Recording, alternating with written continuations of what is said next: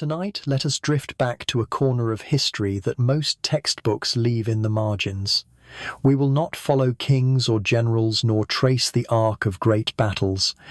Instead, we will step into the quiet, ordinary life of a woman in Victorian London, a life carried on in places society preferred not to look at too closely. These are the lives lived behind closed doors, softened by lamplight, muffled by heavy curtains, but no less real for their secrecy. So find a place to rest, let your shoulders loosen and breathe a little slower. We are about to wake in a room that is not our own. The year is 1857. The city outside never truly sleeps, but within these walls it is still early, perhaps 5 in the morning, perhaps 6. You are lying not on a feather mattress, not beneath silk sheets, but on a horsehair bed that sighs and creaks when you shift. The blanket is thin wool, serviceable, scratchy against the skin. The air is cold. London mornings carry a damp that seeps into the bones. The fire in the grate has burned out hours ago, and coal is too precious to waste on dawn hours when most of the house still sleeps. The room around you is plain, though it carries the faint attempt at gentility. Wallpaper patterned with faded flowers peels slightly at the corners where damp has crept in. The scent that hangs in the air is complicated coal smoke drifting from 1,000 chimneys, the sharp tang of the Thames not far away, the sour memory of sewage never far from one's nose. And mingled in this a sweeter chemical note, the perfumes and powders that are part of the trade here. This is a brothel in the Haymarket district, not the grand velvet-draped houses of the wealthy nor the sordid dens of the desperate. Something in between. Respectable enough to keep the police at bay, but modest enough that its girls must work hard to keep it running. Beside you, another bed. A girl lies there still breathing deeply, her face turned toward the wall. You hear her shift, once the sound of a spring groaning under her weight, then she settles again into sleep. The room is shared, for privacy is a luxury not often afforded in this world. You pull the blanket closer around your shoulders and feel the coolness of the floor when you finally swing your legs out of bed. The first task of the day is always the same. On the table between the beds sits a chipped ceramic basin. A thin skin of ice has formed on the water inside. Winter has come early, and London's cold is unrelenting. You dip your fingers in, breaking the film, the water biting at your skin. When you splash your face, the shock is almost violent, but it wakes you fully. A quick intake of breath, then the calm that follows. And here is where the story begins with Mary. That is the name given to you here. Not the name your mother once called in a softer countryside accent, but the name this house has chosen for you. You have lived within these walls for 2 years now, long enough to see others come and go. Some girls rise to finer establishments, others vanish into illness or poverty. A few find men willing to keep them. You, however, remain. A fixture, reliable, known. And though the world outside condemns this work as the lowest degradation, the truth, as you will come to see, is both more ordinary and more complicated. Listen a moment to the world outside the window. The clip of horses' hooves on cobbles, the rumble of carts delivering bread and coal. A hawker's call echoes faintly between tall, soot-streaked buildings, fresh bread still warm. The city is already awake, already hungry. Life here does not wait for the sun, and you, Mary, will have to rise and meet it. The day has only just begun. The coal is still cold, the basin still steams faintly from the heat of your touch. And in this quiet, suspended hour, you cannot yet know whether the day will pass in calm routine or bring one of those turns that change a life forever. That is the balance of existence here, precarious, fragile, lived one morning at a time. For now, simply sit with it. The wool shawl drawn close around your shoulders, the breath misting faintly in the chill, the knowledge that you have survived one more night in a city that swallows so many. And perhaps just for this moment, that is enough. How did you come to be here in this narrow bed with its thin blanket in this house that hides itself behind lace curtains and polite silence? The story is not the one that polite society likes to whisper. It was not some melodrama of being tricked by a smooth-tongued gentleman or carried off by force into a life of shame. Those stories exist, of course. There were girls taken young, seduced, abandoned, or even sold. But your story, Mary's story, is far more common and in many ways more ordinary. Ordinary and for that reason more cruel. You were once a seamstress. You remember the smell of cloth dye that never left your fingertips, the way candlelight strained your eyes as you bent over delicate stitches long after the sun had gone down. In winter, the air was so cold that your fingers cracked and bled tiny red spots, staining the white linen as you worked. The hours stretched impossibly long, 14, sometimes 16 in a single day, and for what? A few coins, barely enough to keep bread on the table and coal in the scuttle. Rent devoured most of it. Hunger claimed the rest. The British Quarterly once remarked that factory work was child's play compared to the suffering of a dressmaker's apprentice. They were right. Factory girls at least worked in noisy daylight. Seamstresses worked in silence, bending their bodies into crooked postures, their eyes failing before their youth had even burned itself out. You remember a night 3 winters past. Your tiny rented room was so cold that frost bloomed across the inside of the window pane like delicate ferns. You had not eaten in 2 days. The only warmth came from your own breath, misting in the air as you tried to finish a commission that might, if you were lucky, pay for another week's lodging. Your fingers were numb, your stomach a hollow ache that made it hard to think. And then came a knock at the door. It was Jane, a girl you had once worked beside at a shop. But she did not look like you remembered. She was fuller in the face, better dressed, her cheeks warmed by more than cold air. In her hands, she carried a meat pie still steaming in its paper wrapper. She placed it on the table, and the smell alone nearly undid you. You ate it quickly, trying not to show the desperation that clawed at you while Jane simply sat and watched with a mixture of pity and quiet knowing. When at last you could speak, she told you of this place. A house in Haymarket. Strict, she said, but fair. Meals every day. A warm bed. A madam who insisted on order, but offered protection too. 2 meals a day, and a doctor once a week. You'll make in a night what you scrape together in a week here, Mary, she told you gently, and you won't kill yourself doing it. Her words hung in the air heavier than the frost. You wanted to refuse. You had been raised in a God-fearing home. Your parents were gone, yes, but their voices still lived in the corners of your conscience. Yet even then you knew, the needle in your hand could not save you. Each stitch was another drop of blood, another hour closer to collapse. And so you hesitated. Not long. Hunger has a way of stripping away pride faster than anything else. You said yes, not aloud at first, but inside yourself quietly. That yes carried you to this house, to this room, to this life. You lean back now against the wall shawl, pulled tight around your shoulders. The memory presses itself against you like the chill of the plaster. It is a sobering thought how close you had come to slipping under, how thin the line was between survival and ruin. Many never made it across that line. The workhouses were full of women like you, bent and broken by endless labour. The church charities handed out bowls of thin soup, but little else. Respectability, people like to say, was a shield. But what use is respectability when your stomach is empty? What good is virtue when your rent is due? Here in this house, the bargain is clearer. You give your body your time, your charm. In return, you live.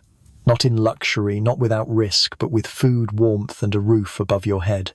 It is a transaction stripped of illusions, and perhaps for that reason more honest than the way society treats women elsewhere. For the gentlemen who sit in Parliament, who thunder in pulpits about sin and morality, are the same men who arrive here at night in polished boots, carrying the faint smell of brandy and cigar smoke on their coats. So it was hunger that brought you here, hunger and the chance of survival. And though it is not the story polite, society would want told, it is the truer one. It is the story of hundreds, perhaps thousands of women in this city. The story of Mary and of all the Marys who found themselves in these houses, not out of wantonness or wickedness, but because the world outside left them no gentler path. You sit in silence a moment longer, letting that thought sink into you like the cold air itself. Then you shift, drawing your feet back under the blanket, breathing out slowly. The day is calling. And survival, as always, waits for no one. The house is stirring now. Wooden boards creak above as someone moves across the hallway, slow and heavy. That will be Mrs. Winters, the housekeeper, already at her work. She has a tread that makes itself known, deliberate and firm, as if to remind everyone that the day has begun, whether they are ready or not. A moment later comes the clatter of coal being shoveled, the first fires being lit in the lower rooms where guests will sit later. You can smell it now, the faint sting of smoke that promises warmth, if not yet delivers it. Your shawl wrapped close, you move toward the basin once more. Betsy, the little maid of all work, has just arrived with a jug of hot water, her face red from the chill outside.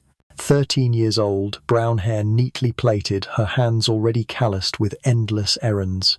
Too young for the trade of the house, protected for now by Mrs. Cartwright's rules. She has been given the safer tasks, scrubbing, running, fetching. It is a kind of reprieve, though you know well enough what her future may hold. At least here she is fed and for a while safe from the streets. She pours the steaming water into your basin, the thin mist rising in curls. You test it with your hand, the heat almost startling after the icy wash earlier. You dip your cloth, wring it out and press it to your face. The warmth seeps into your skin, a small comfort. You wash slowly, face, neck, under your arms, a quick rinse of the more private places. Bathing here happens only twice a week, on Wednesdays and Sundays, when a copper tub is dragged into the kitchen. Yet this daily ritual, simple as it is, grants a sense of humanity. Water on the skin, heat loosening the body. The difference between feeling merely alive and feeling clean, restored. Mrs. Cartwright, the madam of the house, insists on it. You are selling an illusion, girls, she tells you. Gentlemen want beauty, not truth. And so there is beeswax for your chapped lips, lavender water to soften the lingering smells of coal and sweat, and combs to keep your hair neat. Small luxuries, but important. You smooth a little beeswax now, warming it between your palms before pressing it gently to your lips. The taste is faintly sweet, the texture soothing. Such little things keep you tethered. From outside, London swells into full voice. The clip-clop of horse hooves is sharper, now joined by the rattle of carts and the sharper cries of vendors. Hot rolls calls a voice somewhere in the tangle of streets. Another hawker shouts for oysters, a cheap meal for those who can risk it. The sound echoes through the narrow lanes, bouncing against soot-dark walls. You pause in your washing, listening. It is strange still how life continues so ordinarily around you. Respectable families open their shutters to the cold air. Children run past on their way to fetch bread or milk. And just here in this same city, in this same morning, a house such as this one prepares itself for a different kind of day. Your roommate stirs at last. Lily, younger than you by 5 years, with hair the colour of autumn leaves. She yawns and rubs her eyes, her voice still thick with sleep. She will tell you later, as she often does, of her dream of the seaside. She believes the air there is different, cleaner, salt-sweet, easier to breathe. Perhaps she is right. You have been once long ago to Brighton. You remember the taste of salt on your lips, the cry of gulls. For Lily, though, the sea is still only a dream, a place beyond reach but never beyond longing. The girls here all have dreams like that. A cottage in the country, a milliner's shop, a ticket to America. Most never come to pass. Yet in the speaking of them, they become small lanterns in the dark. You return to your bed shawl around your shoulders and sit for a moment watching the faint steam curl from the basin. You feel more awake now, more yourself. These quiet minutes of routine, the washing, the smoothing of hair, the scent of lavender pressed to your throat, are anchors. They steady you for what the day may bring, because soon Mrs. Winters will call, and the house will fall into its ordered rhythm. Breakfast in the kitchen, chores in the parlour, and later when the lamps are lit and the curtains drawn, the evening's work. But for now, just for these few breaths, you let yourself linger in the simplicity of warm water on skin of shawl against shoulders of morning sounds echoing from the street. a moment of small peace in a house built on the business of desire. And in this pause you almost forget what waits beyond it. The sound of the house sharpening into order seeps in through the door. Somewhere below, Mrs. Winters calls to Betsy, her tone brisk, almost sharp. A poker clatters against the hearth. The scent of bacon drifts faintly upward, carried by warm currents from the kitchen stove. But in your small room the rhythm is slower still. Lily has swung her legs from the bed at last, feet pale against the rough boards. She blinks at you through the tangle of her auburn hair, her face soft with youth that still clings to her at 19. Dreamed of the seaside again, she murmurs, her voice still heavy with sleep. She says it like a confession, though by now it is no secret. She dreams of waves breaking white against shingle of gulls, tracing wide circles in clean air of breathing, without the weight of coal smoke in her lungs. "Have you ever been Mary?" she asks, stretching her arms above her head until her joints crack softly. You nod. "Just once. Years ago, Brighton, a rare trip with your family before the world unravelled." You remember children shrieking as the waves pulled at their feet, the taste of fried fish wrapped in paper, the pale sweep of sky that seemed endless after the narrow streets of London. "The air is different there," you tell her quietly. "It tastes like salt and space." Lily smiles at that, though her eyes hold a wistfulness. "I'd like to see it someday. Even just once." She smooths the blanket across her bed, as though the gesture itself might bring the dream closer. Her voice softens. "They say, if you breathe deep enough at the sea, it clears your head of everything. I'd like that." You hesitate before replying because you know how fragile these dreams are. The truth is that most girls never reach them. Money slips away too quickly on clothes, on rent, on the endless small needs of this life. A week's savings gone to a doctor's bill, a month's hopes undone by a torn dress. Still, you tell her what she needs to hear. You will, Lily. One day. If you put by even a shilling a week, it adds up. She nods, though you both know how thin that promise is. Saving is hard when every coin seems already spoken for. But the hope matters. It is the dream itself that keeps her going, keeps you both going. There is a silence between you, companionable rather than empty. The quiet of two women who share not only a room but a rhythm of life, who understand without needing to explain. Outside, the cry of a vendor floats through the street, knives to grind, knives to grind. The sound is strangely melodic, almost like song folding itself into the morning air. Lily tilts her head as though listening to music, then lets out a small laugh. "Sometimes I think London itself is singing even when it doesn't know the tune." You smile at that. The city does sing in its own way. A rough, discordant music of cartwheels and cries, footsteps and bells, a song of survival. And here, within these walls, you and Lily are part of that same strange chorus, living lives that respectable London pretends not to hear.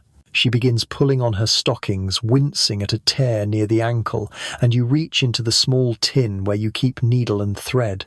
Mending has not left you after all. You thread the needle quickly, your fingers remembering the motion, and with a few deft stitches you close the gap. "There," you say, handing it back. She slips the stocking on with a grateful smile, her toes flexing against the wool. It is such a small thing, but in this life small kindnesses matter. A patched stocking, a shared dream of the seaside, a quiet moment before the day sweeps you both into its routines. The room is still the coal fire below, not yet warm enough to chase away the chill in your bones, but here for these few breaths there is comfort. And you cannot help but wonder, as you watch Lily smooth her dress and pin up her hair, how many dreams like hers vanish in the soot of this city. How many girls whisper about the seaside or a cottage or a ticket to another life, only to find the days stretching endlessly forward just the same.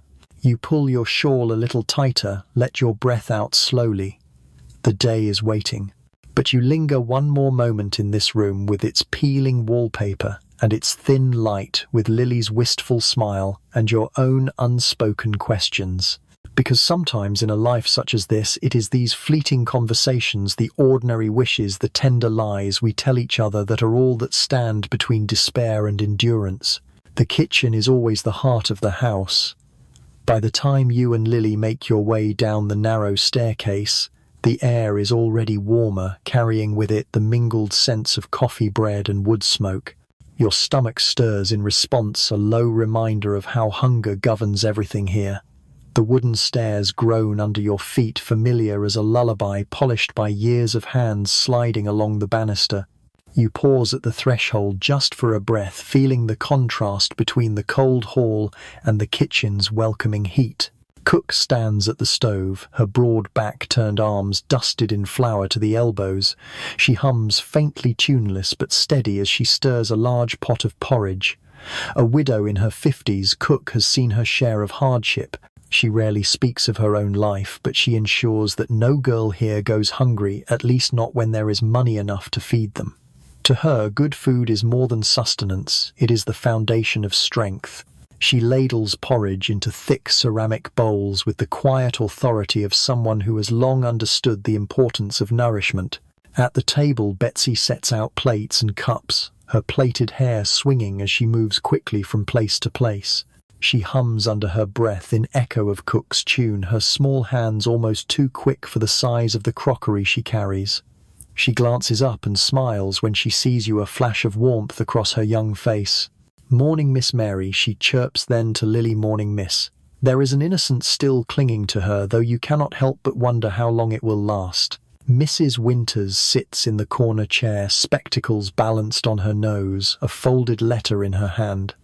She is the house's order made flesh, grey hair neatly pinned beneath her cap, expression unreadable, movements precise. Without her, the place might dissolve into chaos. She glances up briefly, nodding in acknowledgement, then returns to her letter. Even at breakfast, her mind is already measuring the day's tasks. You slide into your usual place at the long wooden table. The chair's surface is worn smooth, shaped by countless bodies before yours. There is comfort in that continuity, a sense that you are part of a lineage of women who have sat in this room, broken bread in this house, laughed and sighed and endured together. The steam rising from the porridge curls upward, fragrant with oats and a hint of treacle. You take a spoonful, the heat and sweetness settling warmly in your stomach. For a moment you close your eyes, simply letting the comfort spread through you. Coffee follows, real coffee, not the chicory substitute most working families are forced to endure. Its rich, slightly bitter aroma fills the kitchen. Mrs. Cartwright insists on it. She believes in small luxuries, things that distinguish her house from others and make the girls feel valued. You cradle the cup between your palms, letting the heat seep into your chilled fingers. The first sip is strong, almost bracing, but the warmth unfurls, slowly curling into every corner of your body. You sigh without meaning to the sound, soft, contented. One by one, the others filter in. Emily, petite and fair, her blonde hair pinned hastily, sits with a quiet smile and accepts a bowl of porridge. Sarah, older, nearly 30, carries herself with a calm competence, speaking little as she pours herself coffee. She is the one who helps Mrs. Cartwright with accounts, her mind steady and practical. Last is Josephine, the newest, her eyes red-rimmed from tears she tries to hide. She slips into her seat without a word, taking comfort in the steam that rises from her bowl. The conversation at breakfast is gentle, never touching business. There is an unspoken agreement that mornings belong to ordinary things. The weather, the baker's boy slipping in the alley, speculation about whether the greengrocer's wife is expecting again. Everyday chatter, the kind that happens around countless tables across London. In those moments, this house might almost be any other. Just women sharing food, laughter and warmth against the cold. You catch Lily's eye across the table. She grins faintly, cheeks flushed from the warmth of the fire, and takes another sip of coffee. For a moment you see not the brothel girl she is, but simply a 19-year-old young woman, tired but alive, holding her dream of the seaside like a seashell pressed quietly against her heart. You lean back, the chair solid beneath you, the food sitting warm in your belly. Outside, the street is loud with carts and bells, the clamour of London waking in earnest. But here in the kitchen there is a slower rhythm. The scrape of spoons against bowls, the occasional laugh, the soft crackle of the fire. It is ordinary, almost tender, and it reminds you that even in a life that others scorn, there can be these pockets of normality, of comfort, of human connection. You take another sip of coffee, savoring its dark richness. For now, that is enough. When breakfast is done, the bowls gathered and cups rinsed, the house slides into its next rhythm. Mrs. Winters has a way of making it happen without ever raising her voice, assigning tasks, directing Betsy, ensuring that each girl has something in hand. She believes, as does Mrs. Cartwright, that idle hands invite trouble. So even when the parlour is empty of gentlemen, the rooms are never empty of movement. Your duty this morning is dusting the parlour and polishing the small bar. It is routine, familiar and strangely soothing. You fetch the feather duster, its quills soft and worn, and begin with the mantel. A brass clock ticks steadily, marking each passing second. Beside it stand two porcelain urns painted in pale blues, and a china shepherdess whose delicate hand has been glued back after some long-ago accident. Each is lifted, carefully dusted, and returned to its proper place. Mrs. Cartwright notices, if anything, shifts even a fraction. In this house, order is part of the illusion. The parlour itself is designed for respectability, or at least the semblance of it. Heavy red curtains frame the window, tied back during the day to admit what little London light penetrates the haze of coal smoke. Chairs upholstered in velvet show wear at the arms but still give the impression of comfort. Paintings hang on the walls, a country landscape here, a pastoral river there, and one scene of draped nymphs, suggestive but not scandalous. To a casual visitor, the room might seem no more than a drawing room in a boarding house. That is deliberate. Appearances protect. If a constable ever stepped inside, he would find nothing openly incriminating. Respectability, however, thin is a shield. You work slowly, carefully. The feather duster whispers across surfaces, stirring a faint smell of polish. Your breathing settles into the rhythm of the task. Inhale, sweep. Exhale, replace. The repetition is almost meditative. Your hands know the motions without thought. Each sweep transforms dullness into a quiet gleam. Outside, London presses on. A boy runs past with a message clutched in his fist boots, clattering against stone. A woman beats a rug in the yard next door, sending up clouds of dust that drift like smoke. Somewhere far off, a bell tolls the hour, its sound carrying through the damp air like a reminder of the world's vast machinery turning.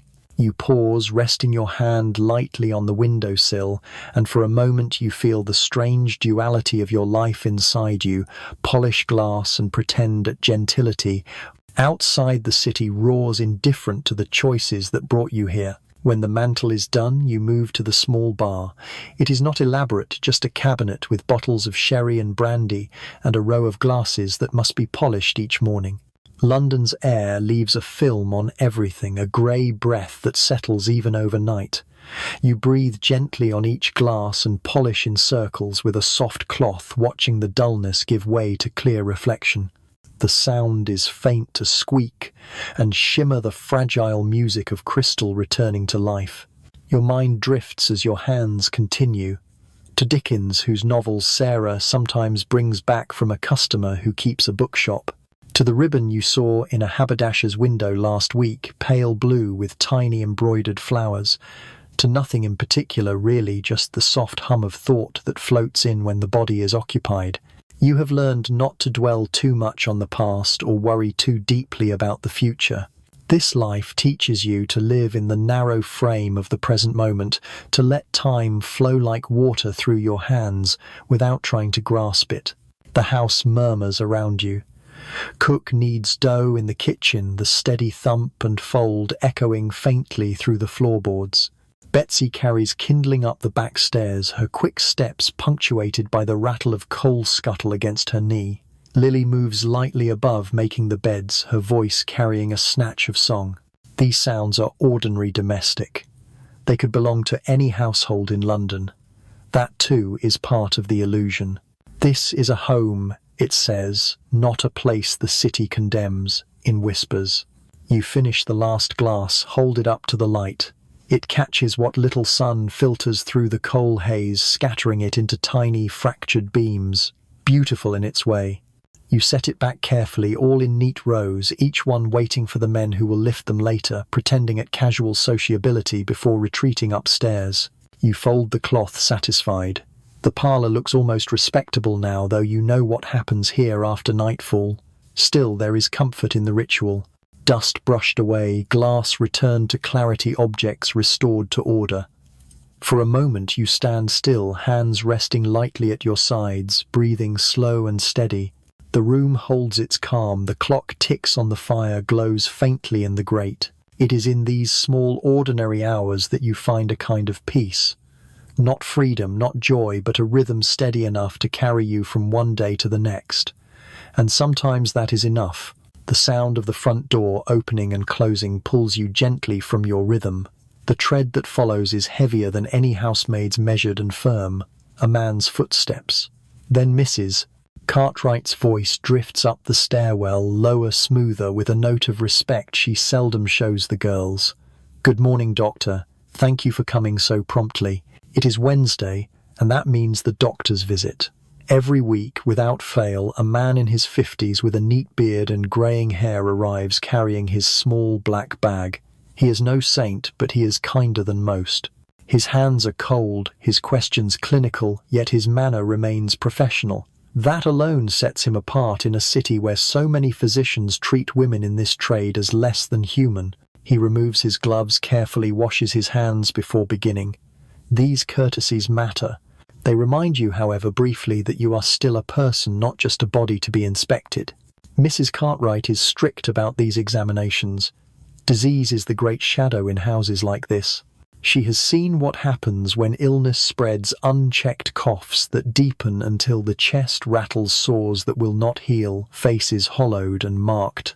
A single outbreak can ruin a house, driving customers away and leaving girls destitute, so she insists on weekly checks.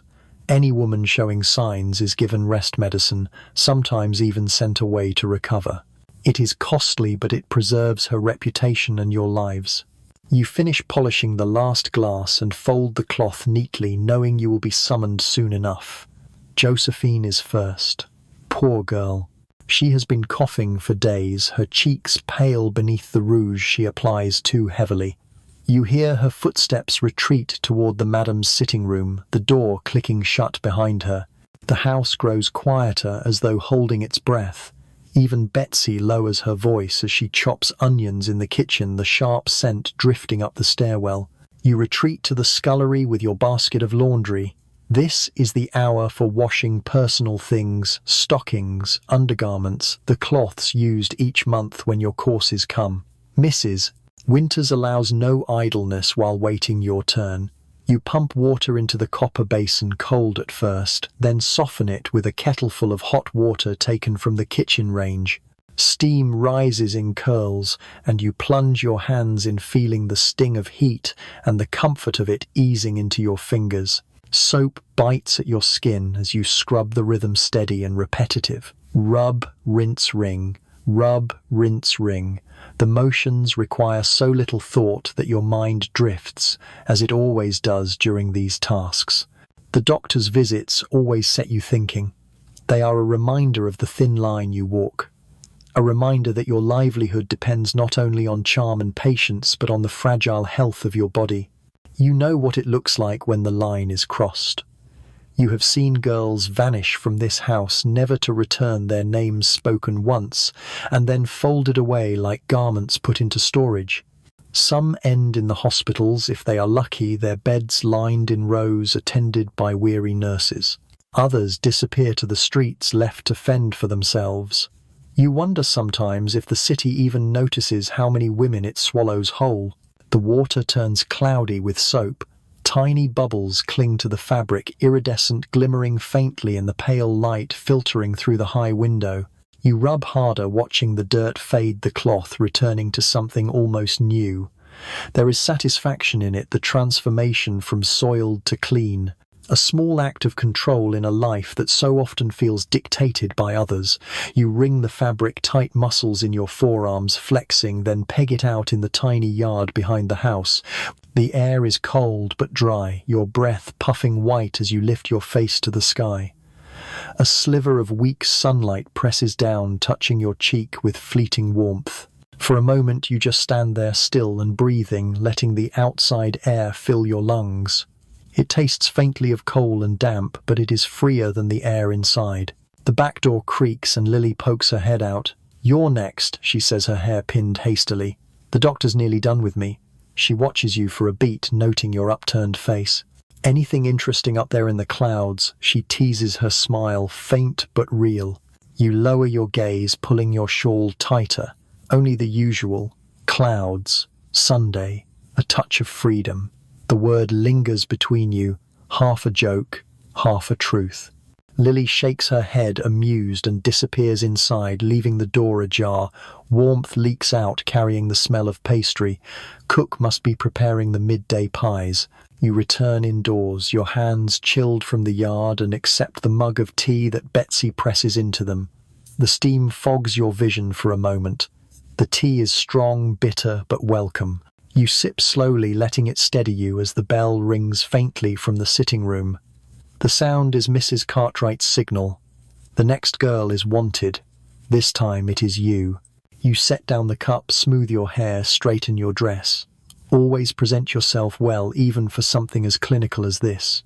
The hallway seems longer than usual as you walk your steps, deliberate your breath slow. Each visit feels the same, reassuring and hollow all at once. Necessary, yes, but never easy. At the door, Mrs. Cartwright is waiting, her expression polite but firm. She gestures you in, and you cross the threshold into a room that has been stripped of its usual softness and turned instead into a place of examination. A desk cleared bare, a chair pulled to the window for light instruments laid out with neat precision. The doctor looks up from washing his hands.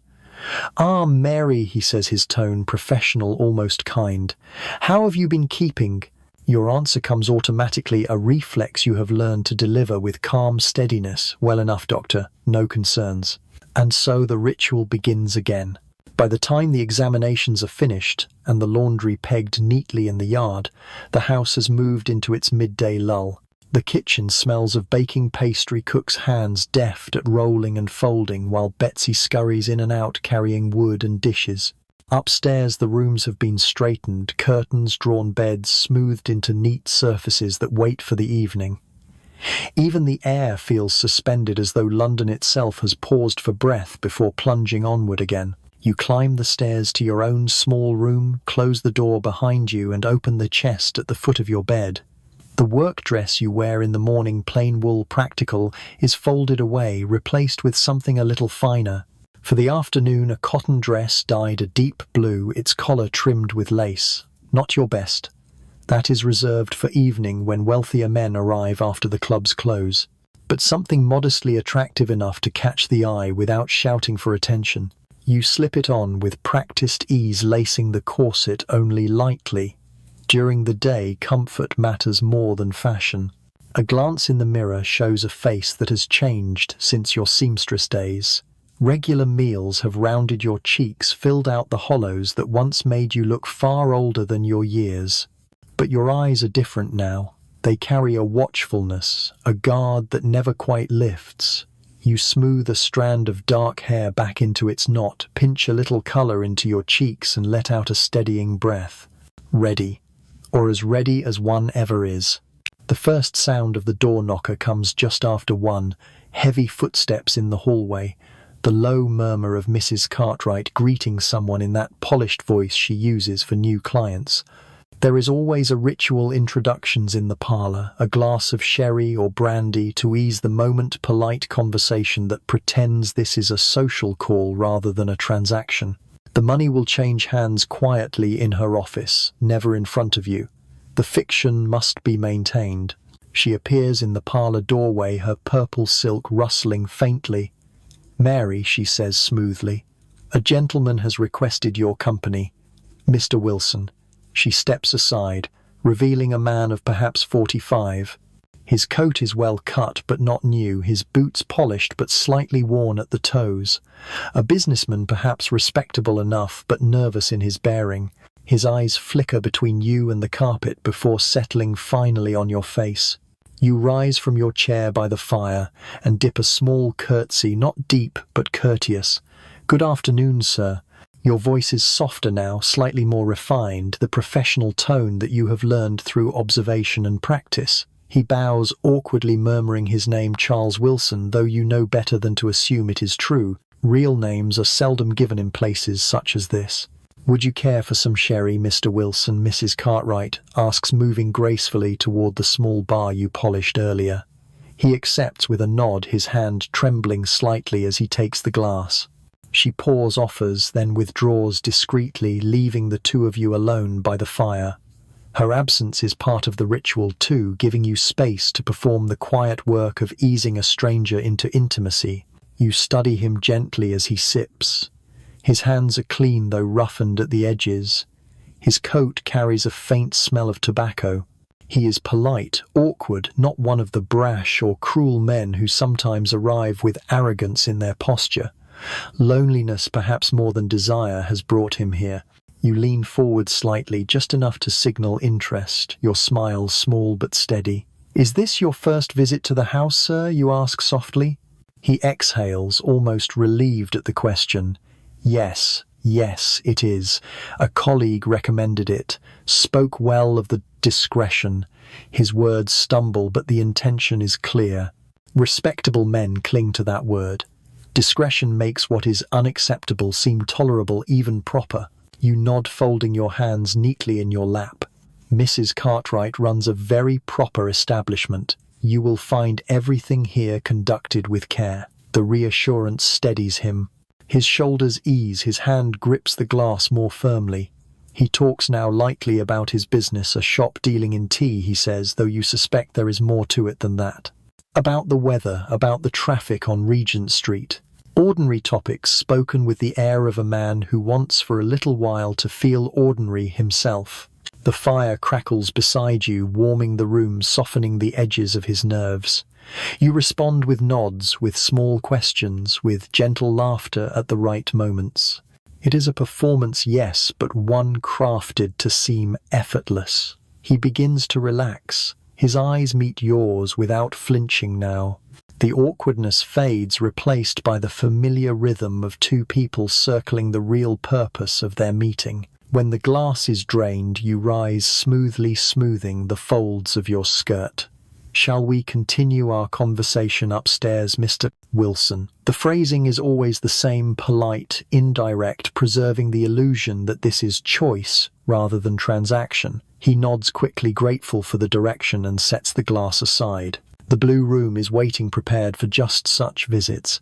The bed neatly made, a basin of water and towels set ready, curtains drawn to soften the daylight. It is not your personal space, but a stage on which these encounters play out. You lead him there with practiced ease, your hand brushing his arm lightly in a gesture that suggests warmth without demand. He follows, still a little uncertain but steadier, now carried forward by the script you both understand. And so the first customer of the day begins. The hour passes, as such hours always do, quietly, discreetly, without incident. Mr. Wilson proves polite, almost hesitant. He does not linger beyond the time he has paid for, but he is not cruel, not rough. He speaks a little more, even as the intimacy fades, about his grown children, about his work, fragments of a life that continues somewhere else outside these walls. And then he thanks you. Simple words softly spoken as he dresses with care. When he presses an extra coin into your hand, he does so with a certain shyness, as if unsure how to mark his gratitude. You incline your head in acknowledgement, voice gentle, automatic. "It was a pleasure, sir." When he leaves, guided discreetly downstairs by Mrs. Winters, the room exhales into stillness again. It is a familiar silence, a space between one life and the next.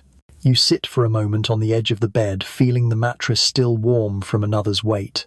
The fire crackles faintly in the great shadows shifting across the curtains. For a few breaths, you allow yourself stillness, just breathing in through your nose, out through your mouth, letting your shoulders soften. Then the ritual begins. The linens are first.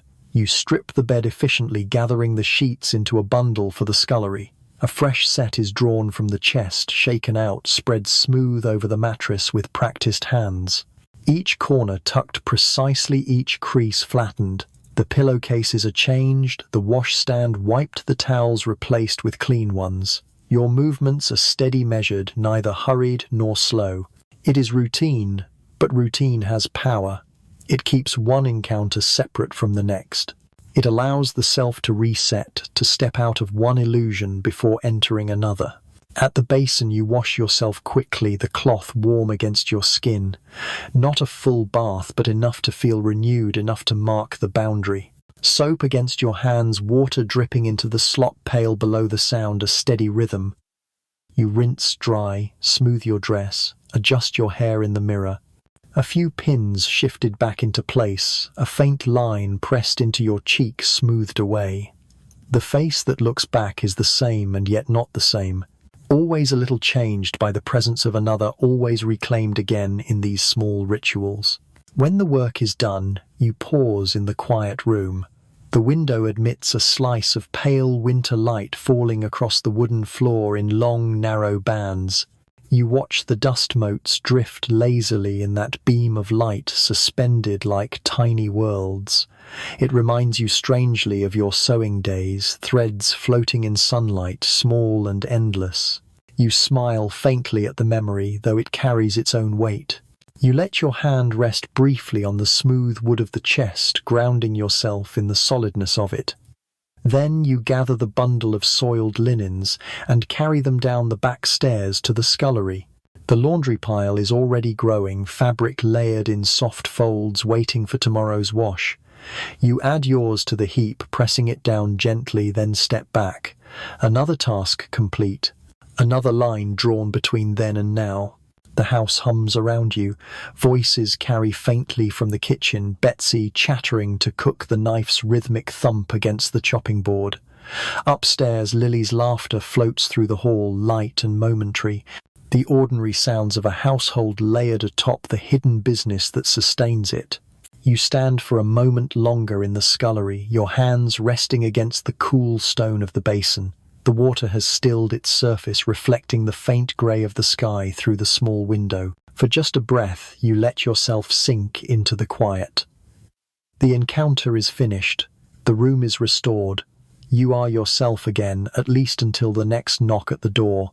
By late afternoon, the light outside has thinned, sliding into that grey hour when the city seems to fold itself inwards. Coal smoke hangs heavier in the streets, the lamps not yet lit the shadows lengthening across damp stone.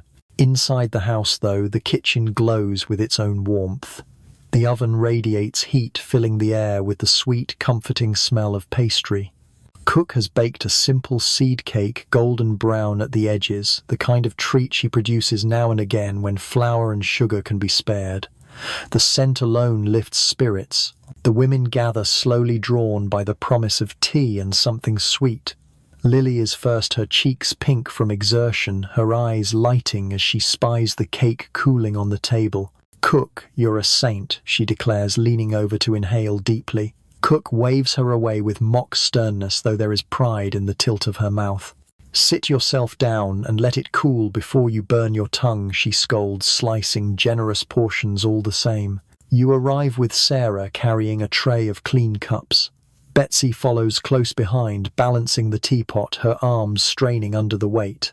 She beams with the importance of her task, proud to be included in this ritual. Mrs. Winters takes her seat at the end of the table, folding her hands neatly, spectacles perched on her nose. Though she seldom smiles outright, you notice the slight softening around her eyes whenever the cake appears. Even she is not immune to small luxuries. Tea is poured strong black, steaming in the chipped cups that have long since lost their matching saucers.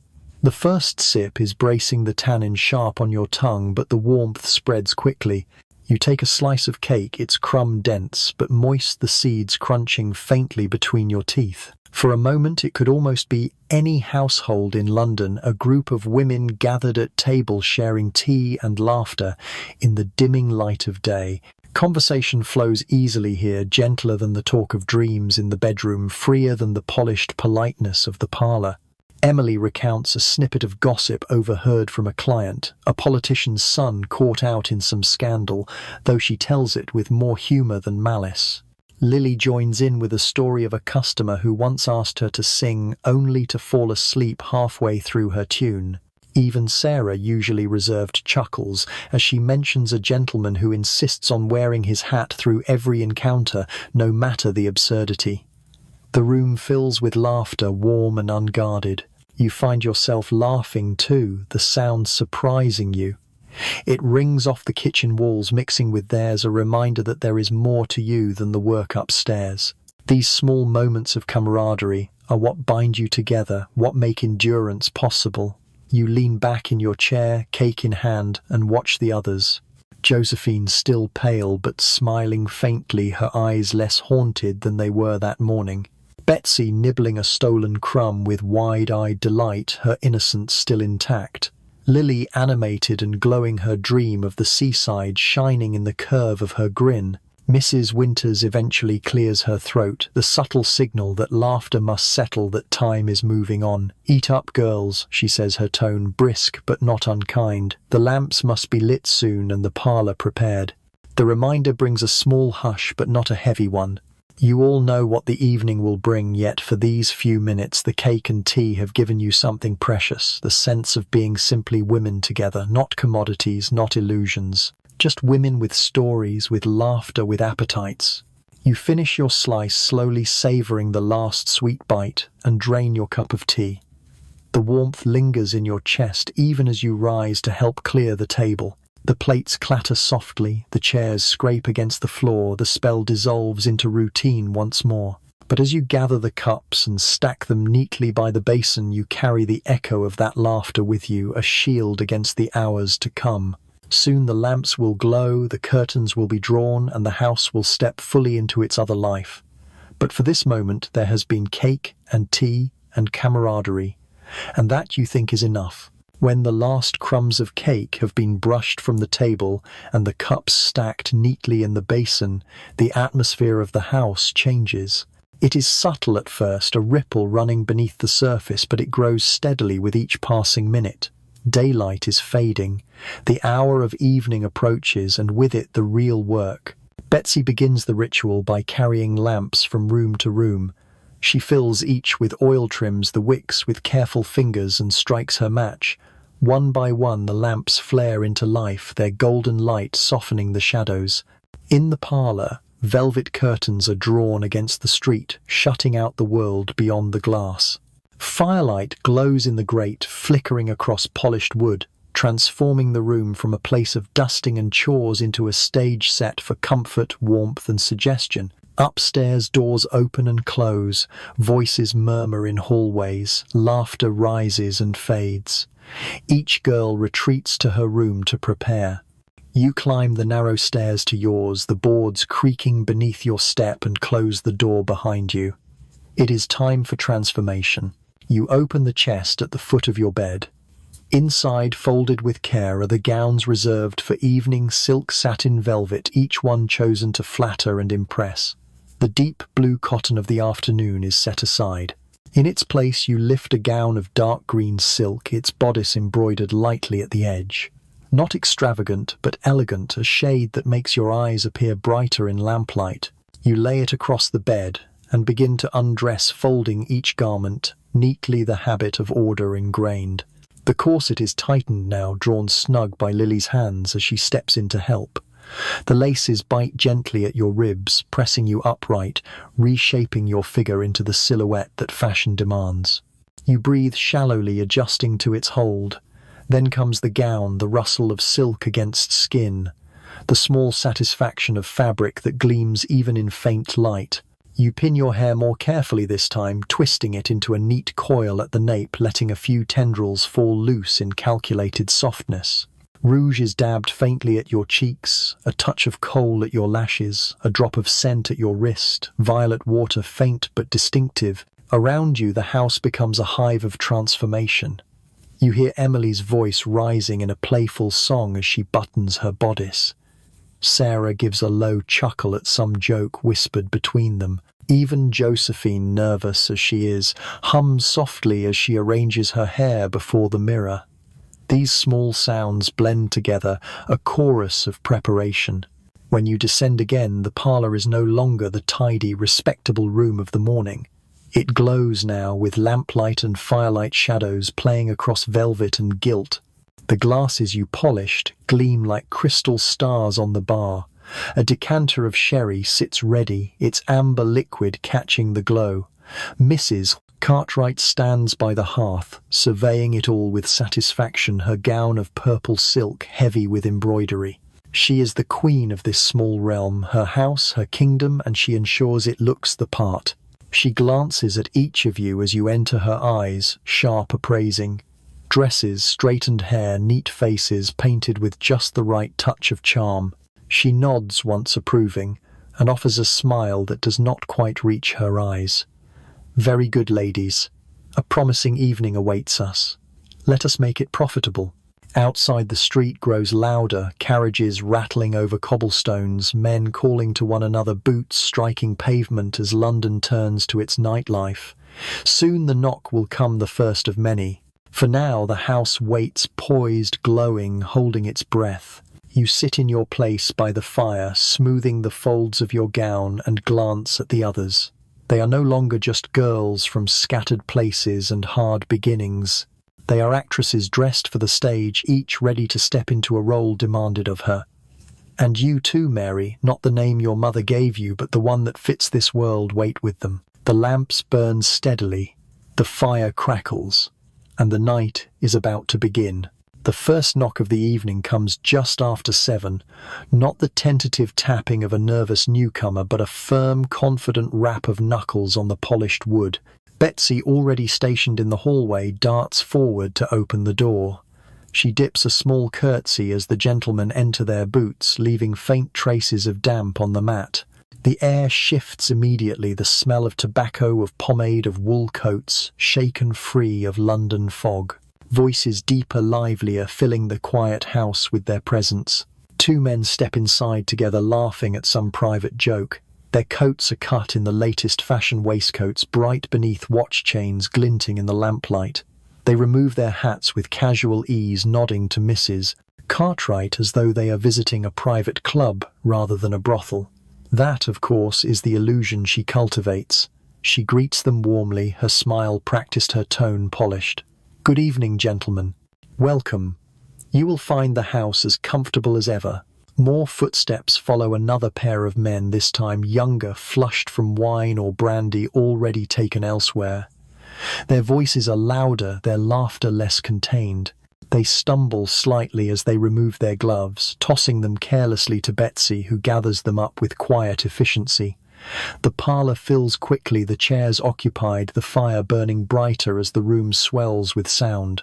You and the others are already in place, poised like pieces on a stage. Sarah sits near the pianoforte, her hands folded gracefully in her lap, her calm presence a counter to the younger men's energy. Emily perches on the arm of a chair, her laughter light, her blonde curls catching the lamplight as though spun from gold. Lily, with her auburn hair and ready smile, takes her place near the hearth, her eyes quick and bright. Josephine hovers at the edge, nervous, but trying to mimic the others, her gown arranged carefully as though that alone might lend her confidence. And you, Mary, sit by the small table near the bar, your gown of dark green silk rustling softly as you shift. You sip delicately from a glass of sherry, your eyes lifted just enough to catch a gentleman's glance before lowering them again. Polite interest, never too forward. It is a dance, this balance, one you have practiced so long it feels instinctive. Each gesture calculated to appear natural, each word chosen to flatter without promising too much. The room grows louder. Glasses are filled, sherry and brandy passed around, the clink of crystal punctuating bursts of laughter. One of the younger men insists on a tune, and Sarah obliges her fingers, coaxing a waltz from the worn keys of the pianoforte. The melody floats lightly through the air, softening the edges of the men's voices, weaving charm into the moment. Emily hums along, her voice, sweet and clear, drawing one gentleman closer until he stands beside her, his hand resting casually on the chair where she sits. Mrs. Cartwright observes from her seat near the fire, her eyes sharp even as she smiles. She allows the room to swell with cheer, but nothing escapes her notice. If a man grows too bold too quickly, she intervenes with a gentle remark, a diversion, a deft redirection of his attention. Her presence is the quiet boundary that keeps chaos at bay. You feel a man's gaze settle on you. Mr. Hawkins, Mrs. Cartwright whispers later, a barrister by profession. He is neatly dressed, his cravat tied with precision, his eyes dark and assessing. He raises his glass slightly in your direction, a silent invitation. You incline your head in acknowledgement, your smile small but deliberate, and rise smoothly to join him. Your gown catches the lamplight as you move, each step measured, graceful. The conversation begins, polite and easy words about the weather, the courts, the dullness of London politics. Beneath it all, of course, lies the unspoken purpose of his visit. But for now, the illusion is maintained. Two people in a drawing room sharing sherry and conversation by firelight. Around you, the evening unfolds. Laughter swells, glasses clink, the pianoforte continues its tune. The gentlemen are here, the house alive with performance. And each of you in your silks and satins take your places on the stage, the actors of a drama that repeats itself night after night. The lamps glow, the fire warms, and the night has fully begun. The parlour settles into its rhythm, the air thick with lamplight firelight, and the scent of tobacco curling from cigars that Mrs. Cartwright allows only on certain evenings. The gentlemen lean back in their chairs, their voices weaving together in waves of conversation that ripple across the room. The women listen, laugh, and respond, each in her own way, drawing from the men what they need: amusement, distraction, the promise of generosity. You sit with Mr. Hawkins, the barrister, his glass of brandy balanced carefully in his hand. He speaks with the confidence of a man accustomed to being heard, his words measured, his sentences polished as though he were still in court. The matter in Parliament will not stand, he declares to no one in particular, though his gaze lingers on you. The bill is folly designed by men who have never walked the streets they claim to improve. His tone is firm, his brows drawn slightly. Politics weighty and abstract, yet softened here by sherry and the company of women who nod with just enough interest to keep him talking. Nearby, the younger men chatter of racing and horses, their laughter rising as one boasts of a wager won at Newmarket. Emily listens with wide eyes, feigning fascination at the intricacies of odds and jockeys, though you know she has no love for horses. Her hand rests lightly on the arm of the chair, her body angled just so her laughter timed to land like a bell ringing at the right moment. They lean closer, competing for her attention, their rivalry more about her smile than the track. At the pianoforte, Sarah continues her waltz, her calm presence soothing the atmosphere. She speaks little, allowing her music to do the work, her fingers steady even as the men drift into louder talk. One pauses beside her, remarking on the tune, claiming it reminds him of a dance he once attended in Vienna. Sarah inclines her head politely, her eyes never leaving the keys.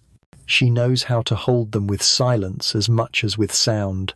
Josephine, seated quietly near the fire, listens more than she speaks. A gentleman addresses her now and then, and she responds with shy nods, her voice soft. It is her first week in the house, and she wears her nervousness like a second skin.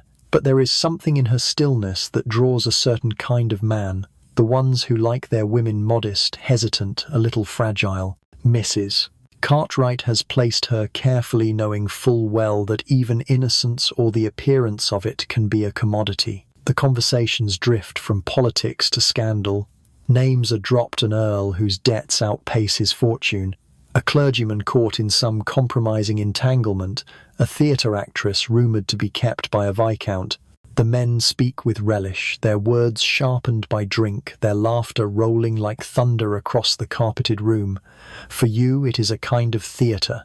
You watch, you listen, and you gather these fragments into the quiet storehouse of your mind.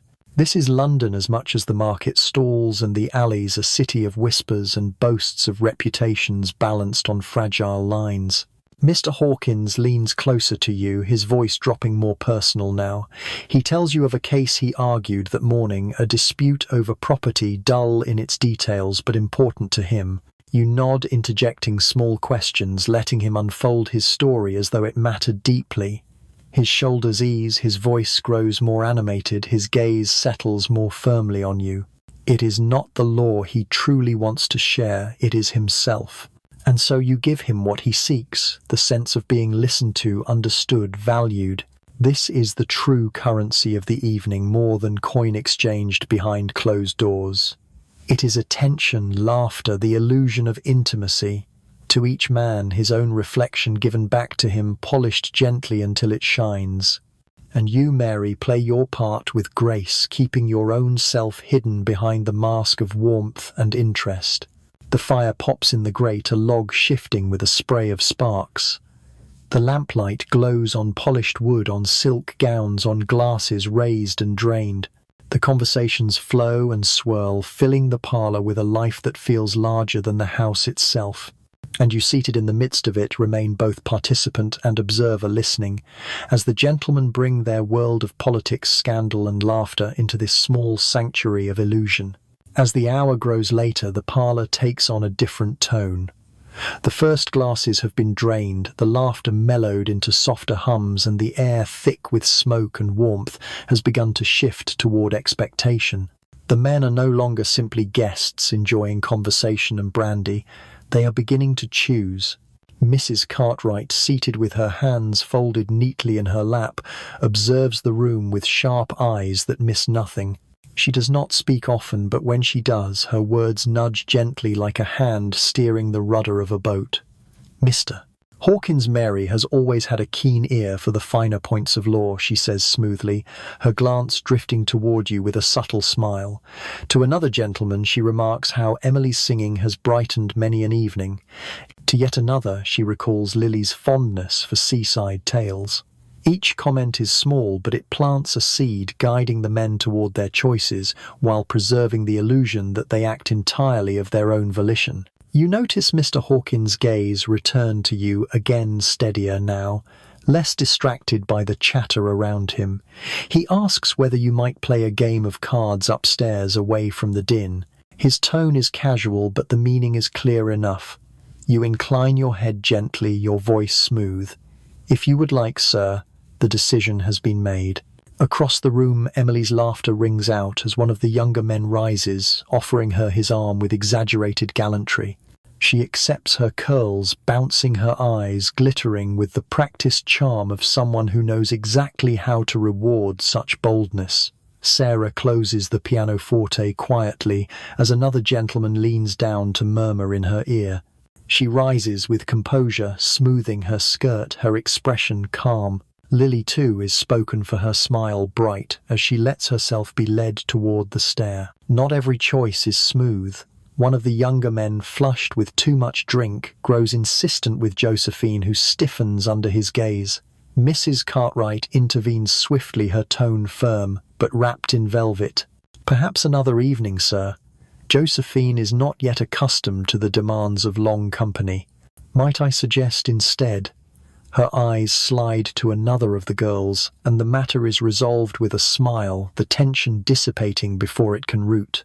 Josephine exhales relieved, and you catch her eye offering the smallest nod. She returns it, a silent acknowledgement of survival in a house that protects its own, at least for now. Betsy moves quickly through the room, carrying refilled glasses, straightening cushions, gathering abandoned gloves. Her presence is almost invisible yet essential, keeping the stage set even as the players slip away.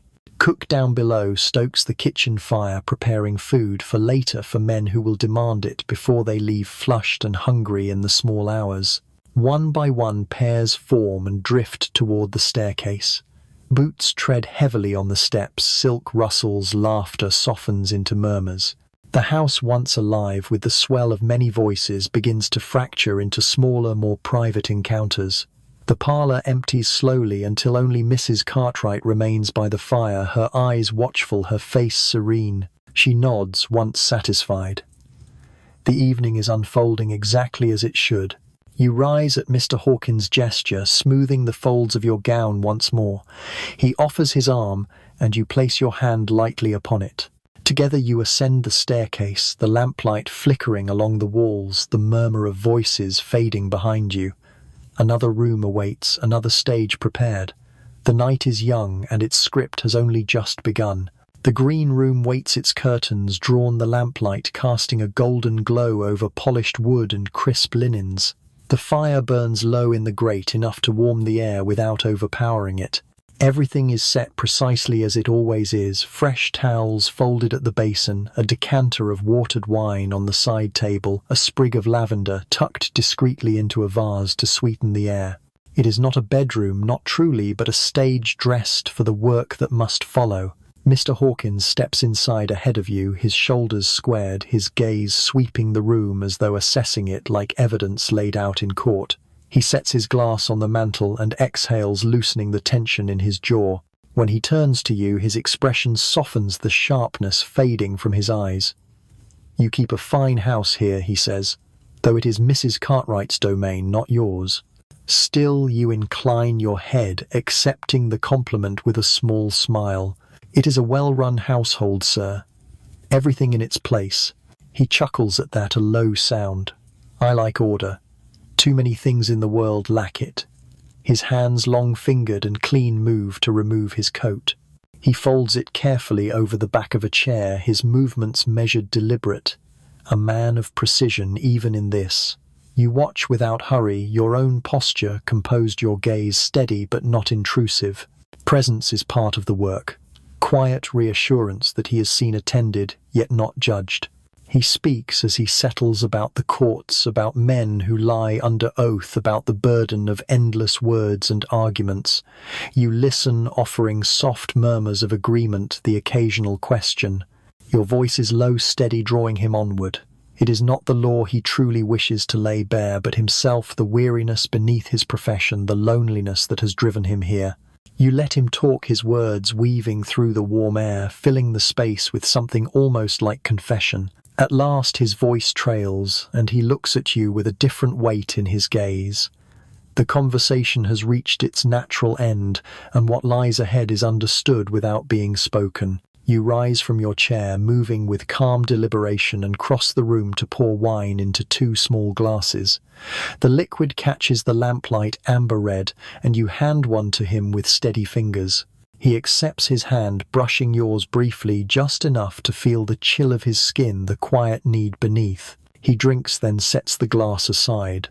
The silence stretches, soft but expectant. You meet his eyes and smile faintly, a gesture of reassurance, and then the ritual begins. What passes between you in that room is part performance, part necessity, part something quieter that cannot be named. He is not cruel, not demanding. His touch is careful, his voice low, his movements restrained. For him, perhaps the illusion of closeness is enough. For you, it is another part played, another evening's work fulfilled. When it is finished, he sits for a while in the chair by the fire, staring into the embers. He looks older in that light, the lines around his eyes deepened, his mouth softened into something almost vulnerable. "Thank you," he says at last, the words simple but weighted. You incline your head again, smoothing your skirt, your own voice calm. "It was a pleasure, sir." He dresses with care, fastening each button, tying his cravat, neatly restoring himself to the figure of the barrister once more. The mask he wears in the world is lifted back into place, even as yours remains steady. He presses a coin into your palm, more than was agreed, his hand lingering just a moment. Then he straightens, collects his coat, and with a nod departs. The room is quiet again. The fire snaps, the lamp hums faintly. You stand still for a moment, feeling the silence seep back into the walls, reclaiming the space. Another encounter completed, another mask worn and set aside.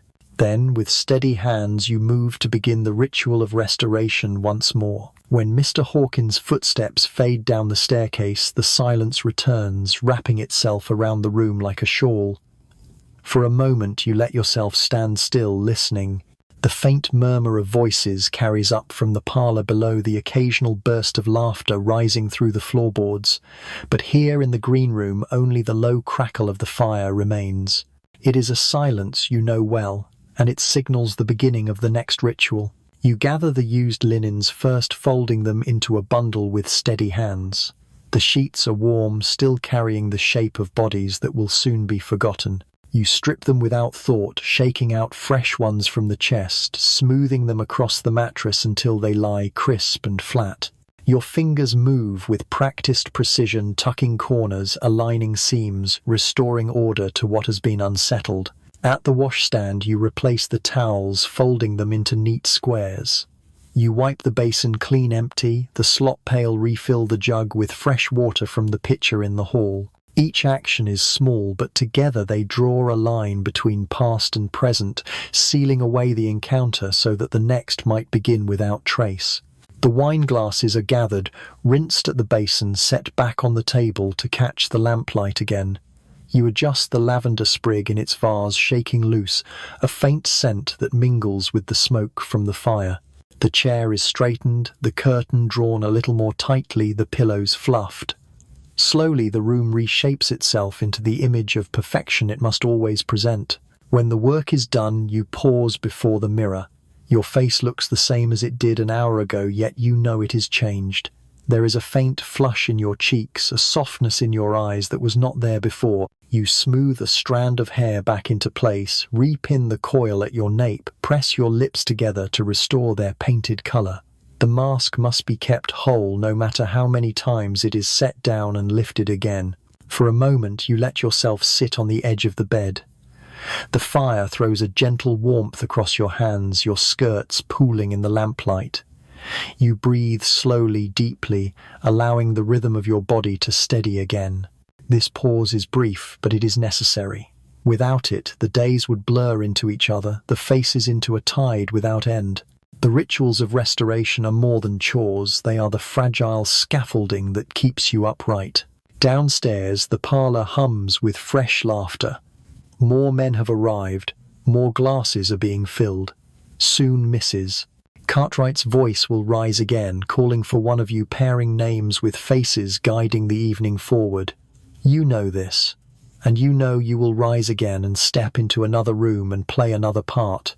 But for now, in this sliver of quiet, the green room is yours. Ordered clean waiting, a small island of calm in a sea of performance. You let your hand rest on the cool wood of the chair, grounding yourself, and then you stand. The bundle of linens is lifted, carried out the door down the back stair to the scullery where they will join the others in the growing heap. Another task completed, another moment sealed away. By the time you return, the house has shifted again. The night moves forward as relentless as the tide, and you merry move with it step by step, room by room, encounter by encounter. Restoring, enduring, surviving. The hallway upstairs hums with a life of its own, quieter than the parlour but full of movement. Lamps glow at intervals along the walls, casting soft halos of light that leave stretches of stair and floor in shadow. The boards creak under hurried steps, skirts brush against wood, and doors open and close in a rhythm that is neither hurried nor slow. It is the hidden choreography of the house, the part unseen by the gentleman but essential to its order. As you carry the bundle of linens down the narrow back stair, you pass Lily coming up, her cheeks flushed, her hair a little loose around her shoulders. She catches your eye for only a second, enough to exchange a fleeting smile, a wordless acknowledgement that you are both in the same current carried along.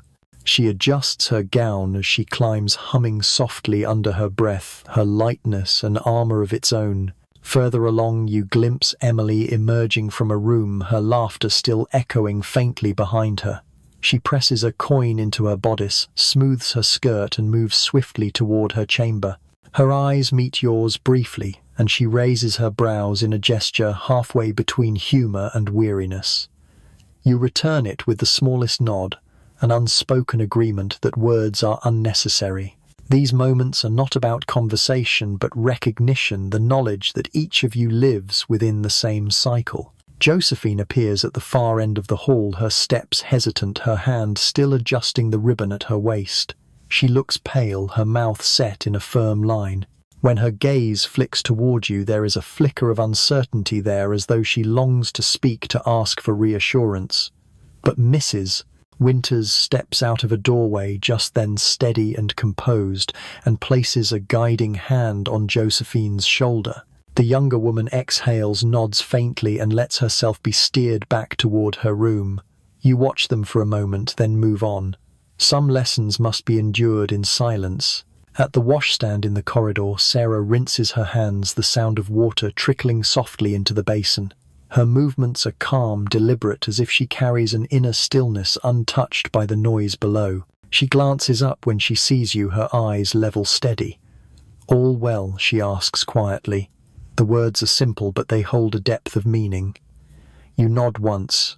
All well. She accepts this without question, drying her hands on a clean towel before returning to her duties. In a house built on illusion, truth is seldom spoken outright, but sometimes it slips through in gestures like these. The hallway becomes a meeting ground, a place where the threads of each woman's night cross and twist for a moment before parting again. A brush of sleeves, a shared glance, a murmured word. You realize in these brief collisions that the house is less a collection of rooms than a network of silent understandings of survival maintained in fragments. You pause at the landing, listening. From below comes the rise of male voices, buoyant with drink. A burst of laughter climbs the stairwell, followed by the faint strains of Sarah's pianoforte drifting once again into tune. The house is alive, shifting, restless. You inhale slowly, the air tinged with perfumed smoke and the faint metallic tang of coal from the grates. Then you move on. The night presses forward, and you with it, step by step along the hallway, one more figure in the endless crossing of paths. The evening wears on, and the rhythm of the house continues, laughter rising from the parlor doors, opening and closing, the shuffle of boots on the stairs. Then comes the sound that always makes you wary, the heavy, uneven tread of a man who has drunk more than he should.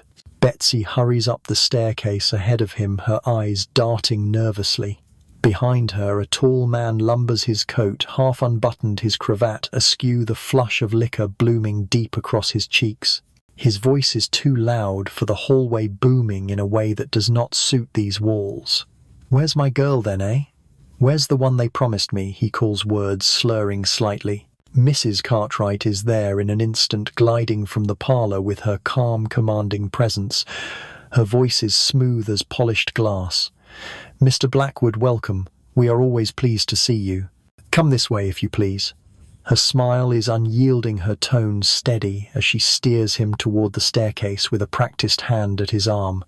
He allows himself to be guided, grumbling but mollified by the weight of her authority. And then her gaze flicks toward you. It is only a glance, but it is enough. You understand. Tonight, he will be yours. In the green room, the air is thick as soon as he enters. He throws himself into the chair with careless force, knocking the decanter slightly askew.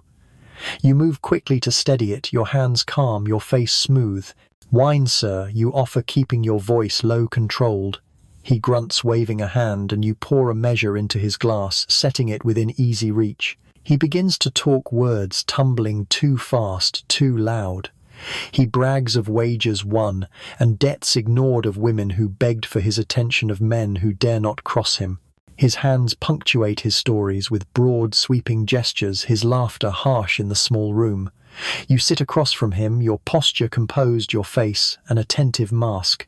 You nod at intervals, murmuring small acknowledgments, giving him the illusion of audience without yielding yourself. But his temper is mercurial. When the wine splashes onto his cuff, he slams the glass down, cursing, his eyes sharp with sudden irritation. "Do you know what it is to be disrespected, girl?" he growls, leaning forward, his breath heavy with drink. Your heart quickens, but your face does not betray it. You fold your hands neatly in your lap, your voice steady. "No one would dare, sir." "Not here."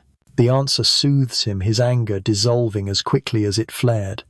He laughs again, leaning back, gesturing broadly as though the moment had never happened. You let out a slow breath, invisible, measured. This is the dance of nights like these, navigating the tides of a man's mood, steering him gently without letting him notice the hand on the tiller. When at last he rises, it is abrupt, his decision made without warning. He reaches for your arm too roughly, and you steel yourself ready to endure. But before he can draw you closer, the door opens quietly. Mrs. Winters stands there, her expression calm, her voice soft but firm. "Mr. Blackwood, forgive me." Mrs. Cartwright asks for a word. Only a moment. The interruption is deliberate, precise, and it saves you. He grumbles, but he obeys, muttering as he allows himself to be led out. The door closes behind him and silence floods the room. You sit very still, your hands pressed to your knees, your breath shallow. The fire crackles the lamplight, hums the lavender, holds its faint scent. Slowly you release the tension in your shoulders, rolling it away, steadying yourself. The ritual of restoration will follow as it always does. But tonight you will carry the echo of his grip a little longer. When the door to the green room closes behind Mr. Blackwood, you remain seated for a long moment, letting the silence press against your skin. The echoes of his voice linger sharp and sour, like the taste of cheap wine that clings to the air. At last you rise, smoothing your gown with steady hands, restoring yourself to order. The ritual will come later, fresh linens, clean water, but for now you need something else. You slip down the narrow back staircase, away from the parlour's noise, away from the laughter and piano, and into the warm belly of the house. The kitchen greets you like a hearth, always waiting. The fire glows bright in the iron stove, the air fragrant with meat stew simmering in a pot and bread warming on the rack. Cook is there, her sleeves rolled up, her arms sturdy as she stirs the pot with a long wooden spoon. She looks up when she sees you, and though she says nothing, her eyes soften. She ladles a portion into a small bowl and sets it on the table without a word. You sit gratefully, the chair creaking beneath you, the warmth of the stew rising to meet your face. The first bite is rich and savoury, filling you from the inside out, pushing away the chill that had crept into your bones upstairs. Betsy appears a moment later, darting in with her usual quickness, carrying a tray of empty glasses. She sets it down on the sideboard, then sidles closer, her eyes wide as she studies you. "He was difficult, wasn't he?" she asks in a whisper. You do not answer directly, only give a small nod. She frowns, her little mouth pursing, then slips behind you to wrap her thin arms briefly around your shoulders. The hug is fleeting, awkward, but its warmth lingers. Cook harumphs softly, pretending not to see, though the corners of her mouth twitch with something almost like approval. Soon, Lily enters, flushed from her own encounter, her laughter a little too loud, as though she means to banish her own ghosts with sound. She flops into a chair across from you, stealing a hunk of bread from the tray and tearing into it with gusto. "God, I needed that," she says, crumbs scattering across the table. Emily follows close behind, smoothing her gown, her expression calmer but her eyes sharp. She helps herself to a mug of tea, then lowers herself beside you. The kitchen becomes, as it often does, a place of quiet recovery. Words are exchanged in low tones, fragments of complaints, jokes too weary to be funny, sighs of relief that need no explanation. Sarah comes in later, her composure unshaken, but even she accepts a slice of warm bread from Cook with quiet gratitude. Josephine drifts in last, pale and subdued, and Cook sets a bowl of stew before her with the same silent kindness she gave you. Around the table you eat together, the scrape of spoons against bowls, the steady rhythm of the room. The firelight glows against tired faces, softening the lines, making you all look for a moment like family gathered at supper. Here downstairs there are no gentlemen, no masks, no performances, only women sharing food and fatigue, breathing the same warm air.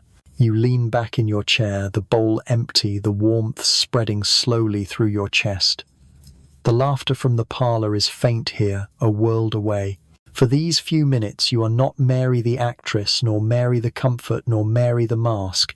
You are simply yourself, a woman eating stew in a kitchen with others who understand. It will not last. Soon Mrs. Winters will appear, her voice reminding you that the parlour must not be left too long unattended. The men will call again, the lamps will burn brighter, the night will continue. But for now, you let yourself rest in the fragile comfort of food, warmth and camaraderie anchored in the heart of the house. The warmth of the kitchen lingers in your bones, but it cannot hold you forever. The night above still hums with voices, and soon Mrs. Winters appears at the door, her figure framed in lamplight from the hall. She does not raise her voice, nor need she. Her steady gaze and the soft firmness of her tone are enough. "Ladies, time to return. They are waiting." One by one you rise. Bowls are carried to the basin, bread crusts gathered, mugs rinsed quickly. Cook shoos Betsy from the hearth with a cluck of her tongue, sending her scampering back upstairs with a tray of fresh glasses. The laughter that had blossomed faintly in the kitchen fades into silence as you smooth your gowns, adjust your hair, straighten your posture. The masks slip back into place seamless, as if they had never been set aside. The climb up the narrow back stair feels heavier than before, though your steps remain measured. At the landing you pause only long enough to draw a breath, steadying yourself. The murmur of men's voices grows louder as you near the parlour, punctuated by bursts of laughter and the clink of crystal. The door opens and the glow of the lamp spills out like stage lights, warm and unyielding. The parlour is alive again. More gentlemen have arrived, their coats hung neatly in the hall, their hats set aside. The air is thicker now with smoke and perfume, with the mingled sounds of talk, music and drink. Sarah sits once more at the pianoforte, her fingers coaxing a new melody, gentle enough to soften the edges of the room. Emily perches beside a man who leans in close, her laughter light and musical. Lily is already in conversation with another, her hands animated, her cheeks glowing with a carefully tended flush. You step into the room and at once eyes find you. One man seated near the fire straightens slightly, his gaze lingering as though he has been waiting. He is older, his hair streaked with grey, his posture assured. Mrs. Cartwright notices the glance, and with her unerring instinct tilts her head toward him in subtle encouragement. The shift is immediate. You cross the carpet with measured grace, your silk skirts brushing softly against your ankles, your smile poised, your voice smooth as you greet him. He rises politely, bowing his head, offering you a place beside him. The conversation begins, and with it the illusion resets. Around you, the parlour swirls with energy, each woman engaged, each gentleman entertained. Betsy moves swiftly between them all, her tray-balanced glasses filled the quiet machinery that keeps the stage running. Mrs. Cartwright remains by the hearth, her presence both welcoming and commanding, guiding the flow with practiced ease. The night has many hours yet to unfold. Encounters will be made, choices, settled rooms filled and emptied again. But here in the parlour, it always begins anew. The music plays, the fire burns, and the performance continues as seamless as the turning of a wheel. You take another sip of wine, lean in slightly to listen, and let your practiced smile linger in the lamplight. The kitchen warmth is behind you now. The mask is whole again, and the night carries on. The gentleman by the fire introduces himself as Mr. Ellery. His bow is polite, almost courtly, his voice measured with the faint trace of a country accent softened by years in the city. He asks whether you would care to sit with him away from the din, and with Mrs. Cartwright's nod you accept. Together you leave the parlour, his steps steady, his presence calm, the sound of music and laughter dimming as the door closes behind you. He leads you not to the green room but to the smaller blue chamber at the end of the hall. It is quieter there, the lamp burning low, the fire gentle, the furnishings modest. The room has a softer air, less for performance, more for repose. He gestures for you to sit, and when you do, he takes the chair opposite rather than beside you. Already you sense he is unlike the others. For a time he speaks not of politics or wages, but of books. His words are calm, reflective, as he recalls a volume he has just finished, essays on history, written with such wit he could not help but read passages aloud to himself. His eyes brighten when he talks, the lines around them softening into warmth. You listen with genuine curiosity, surprised by the gentleness in his manner. Few men come here seeking conversation that rises above the surface, yet he seems content to linger in it. When he asks whether you read, you nod cautiously. When there is time, you say, and he smiles faintly as though the answer pleases him. He tells you of his youth in the countryside, of long afternoons by the river, with nothing but a book for company, of a loneliness eased by words on a page. As he speaks, you see not just a client, but a man quietly carrying the weight of solitude, seeking company in a house that sells it by the hour. Eventually the conversation quiets, the words trailing into a softer silence. He rises, then moving to sit beside you, though even in that closeness his movements remain gentle, his manner unhurried. There is no boast in him, no roughness, no demand. What he seeks is simple touch warmth, the presence of another person who will not laugh at his quietness. The encounter that follows is tender, almost subdued. His hands tremble slightly, not from drink, but from nerves, as though intimacy still startles him after all these years. You guide with care, your gestures steady, your voice soft. He does not try to dominate, nor does he retreat. He simply allows himself to be held within the illusion as though grateful for its mercy. When it is over, he lingers. He does not rush to dress nor press coins into your hand with brusque finality. Instead, he sits quietly by the fire, his gaze lost in the flames. "It is easier to breathe here," he murmurs at last, more to himself than to you. You do not answer. You only pour him another measure of wine, setting it within reach, and let the silence remain. At last he stands smoothing his coat, straightening his cravat. He leaves a generous payment on the table, more than necessary, but not offered with flourish. He bows once more, his eyes meeting yours with a brief flicker of gratitude. Then he departs, his footsteps fading down the hall, swallowed into the rhythm of the house.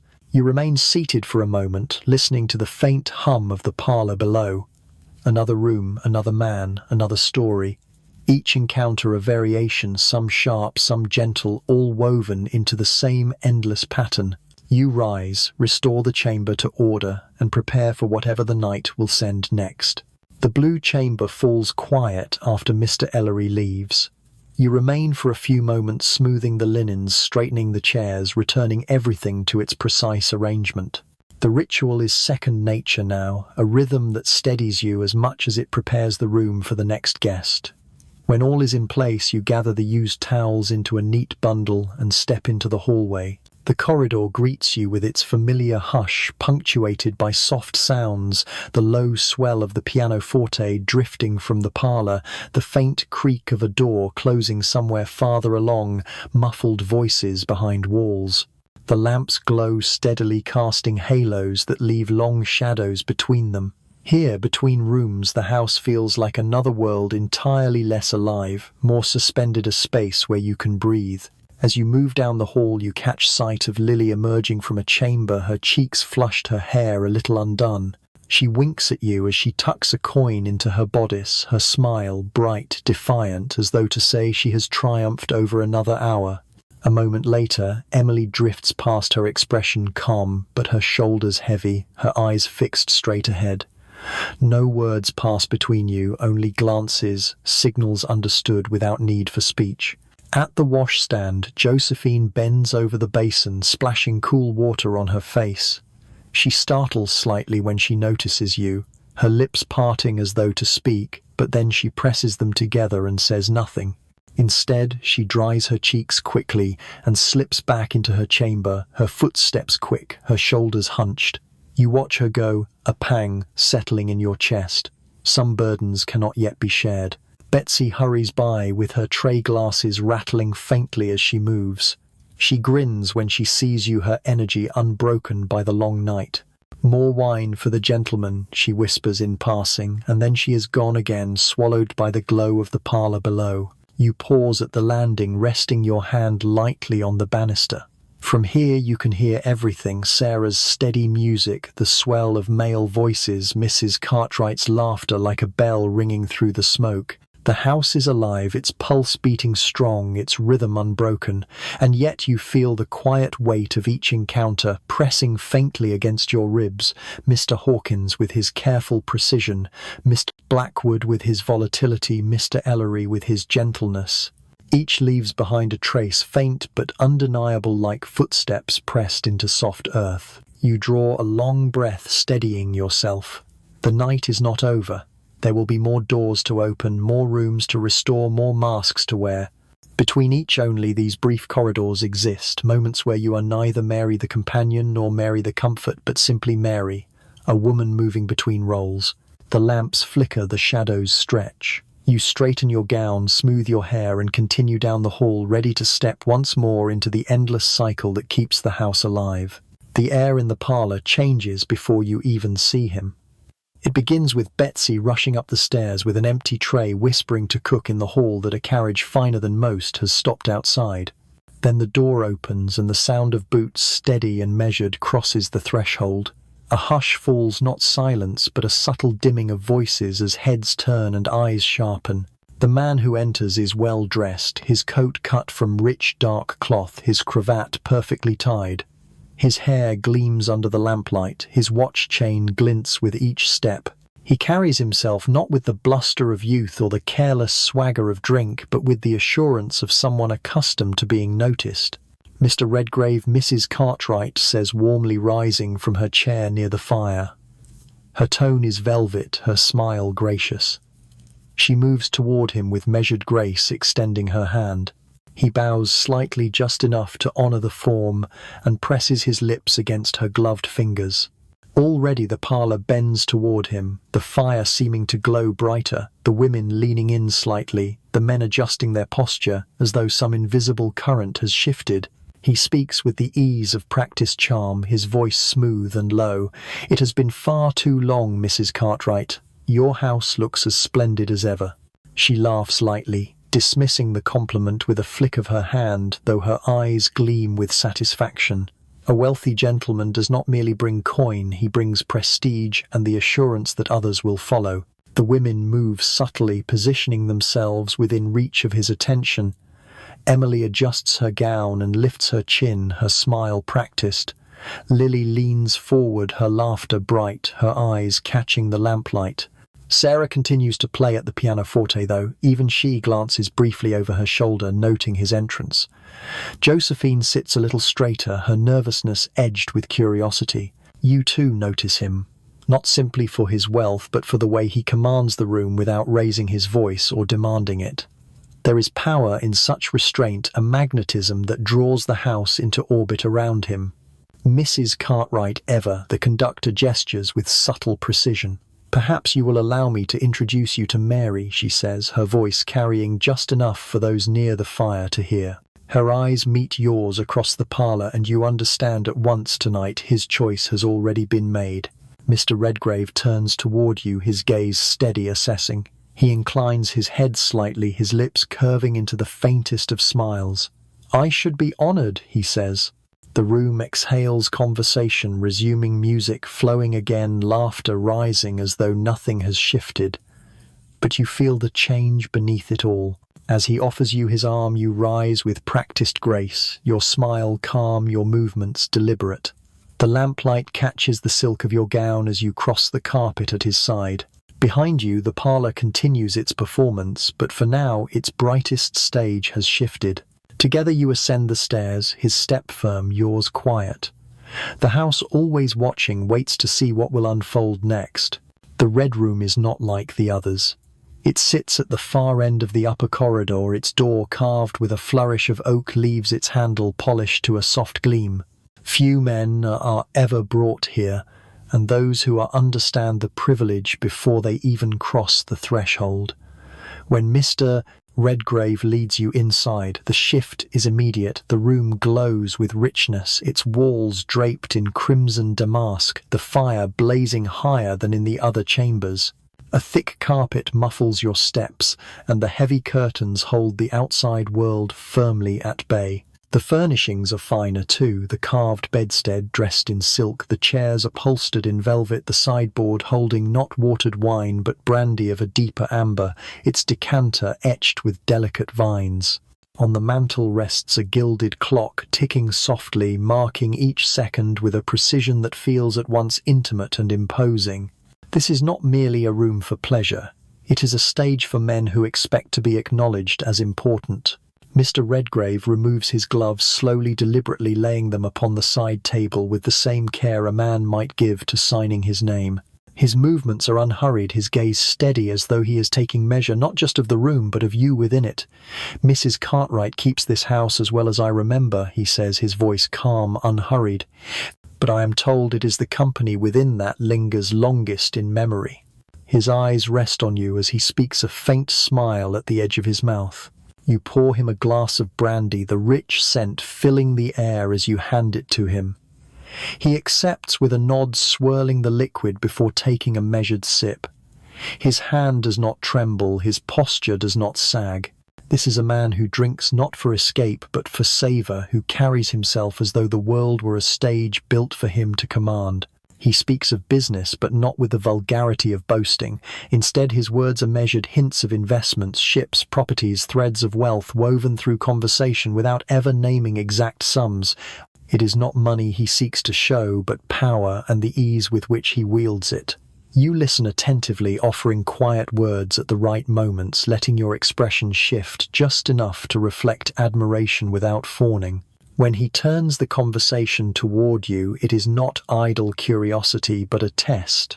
"Tell me, Mary," he says, his gaze sharp, even as his tone remains soft. "Do you find this work rewarding?" The question catches you for half a breath, though your face does not betray it. You answer carefully, your words chosen with precision. "It rewards in its own way, sir.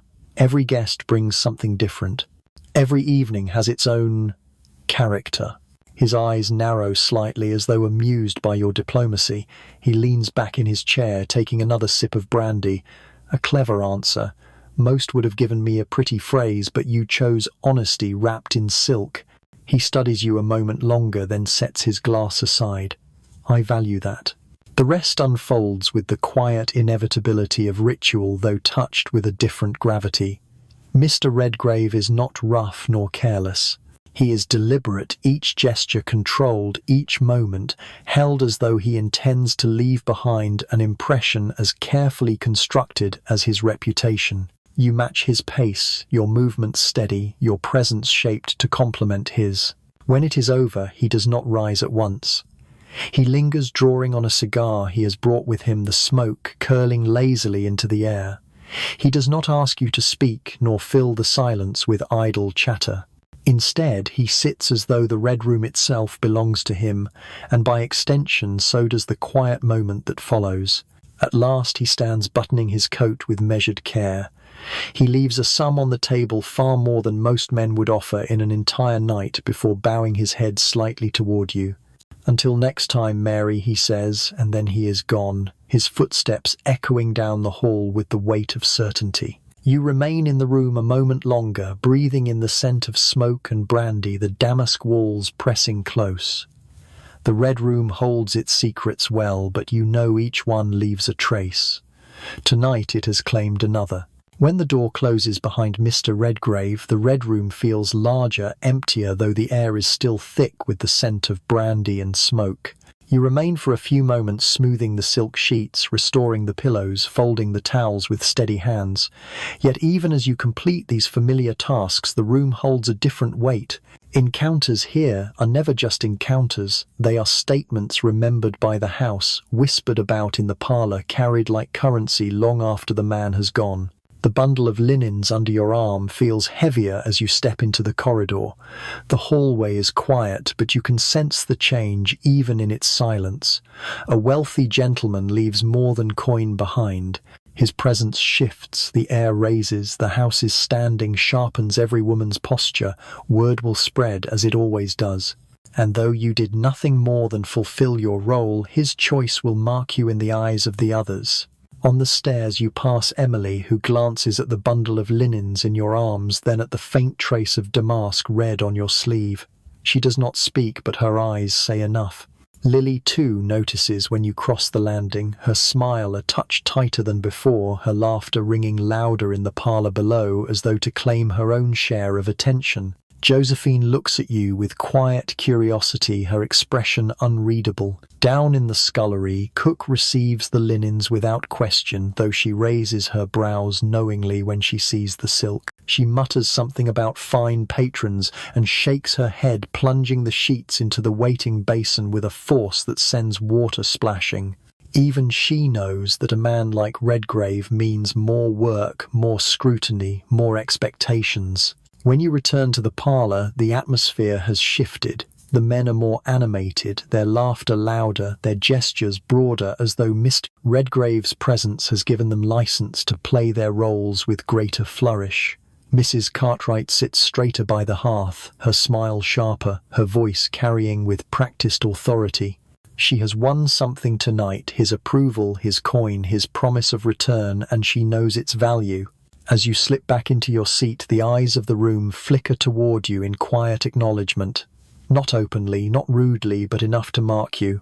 Some with envy, some with curiosity, some with admiration. You sip your wine slowly, letting the moment wash over you without reaction.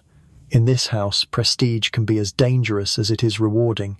Sarah's music flows on her hands, steady on the keys, filling the room with a melody that masks the undercurrents. Betsy moves quickly with her tray, refilling glasses, her eyes wide with the thrill of the evening. The performance continues as always, but beneath it you feel the shift, subtle but undeniable. Later, when you finally step away, you will carry the encounter with you, not in your body, but in the way the others look at you, in the way Mrs. Cartwright measures your worth, in the way the house itself seems to have drawn you a little closer into its centre. Prestige is not coin nor comfort. It is a weight that lingers long after the man has gone, and tonight it rests upon your shoulders. Later, when the men drift back into their laughter and the parlour resumes its polished glow, the women slip away in twos and threes, each carrying their own burdens of the night. It is in these smaller pockets at the washstand, by the scullery door, in the hush of the upstairs landing, that the whispers begin. Lily is the first to speak of him, her voice pitched low but edged with something sharp. Redgrave, she says, almost spitting the name as though it were a challenge. Of course Mrs. Cartwright gave him to Mary, always the favoured ones for the fine gentleman. She smooths her gown as she speaks, her smile brittle when Josephine tries to comfort her. Emily, passing by with a bundle of fresh towels, lifts a brow. Favoured or trusted, she says coolly. Not every man can be handled with a flutter of lashes. Redgrave looks for more than a pretty laugh. Her words fall heavy, landing between them like a stone. Lily's lips purse, but she says nothing more. Josephine, quiet as ever, lingers by the basin. He looked kind, she ventures softly, almost timidly, not like the others. Was he kind? Mary, her wide eyes fix on you, filled with the kind of hope that belongs to someone who still wants to believe gentleness might exist in this house. You choose your words carefully. He was deliberate. It is neither praise nor warning, but enough to satisfy her. She nods, though her expression remains uncertain. Sarah says little as always, but when you pass her on the landing, she meets your gaze, steady and unblinking. In that silent exchange you understand what she will not say aloud. Wealth changes the balance of a house. It can raise some, divide, others unsettle the fragile harmony that allows you all to endure. Even Betsy cannot resist the current of talk. When she brings fresh glasses up from the kitchen, she pauses long enough to whisper, her eyes wide with awe. He left gold, Mary. Gold. Mrs. Cartwright is beaming like a queen. Her voice trembles with excitement, though she does not understand yet that such coins often carry their own shadows. By the time you return to your chamber, the whispers have settled into silence again, folded back beneath the routine of the house. The fire is stoked, the lamps trimmed, the piano playing, but you feel their weight all the same. Every glance, every hushed word, every flicker of envy or curiosity clings to you like smoke on your gown. Lying back for a brief moment's rest, you stare at the ceiling, tracing the faint cracks that spread like veins across the plaster.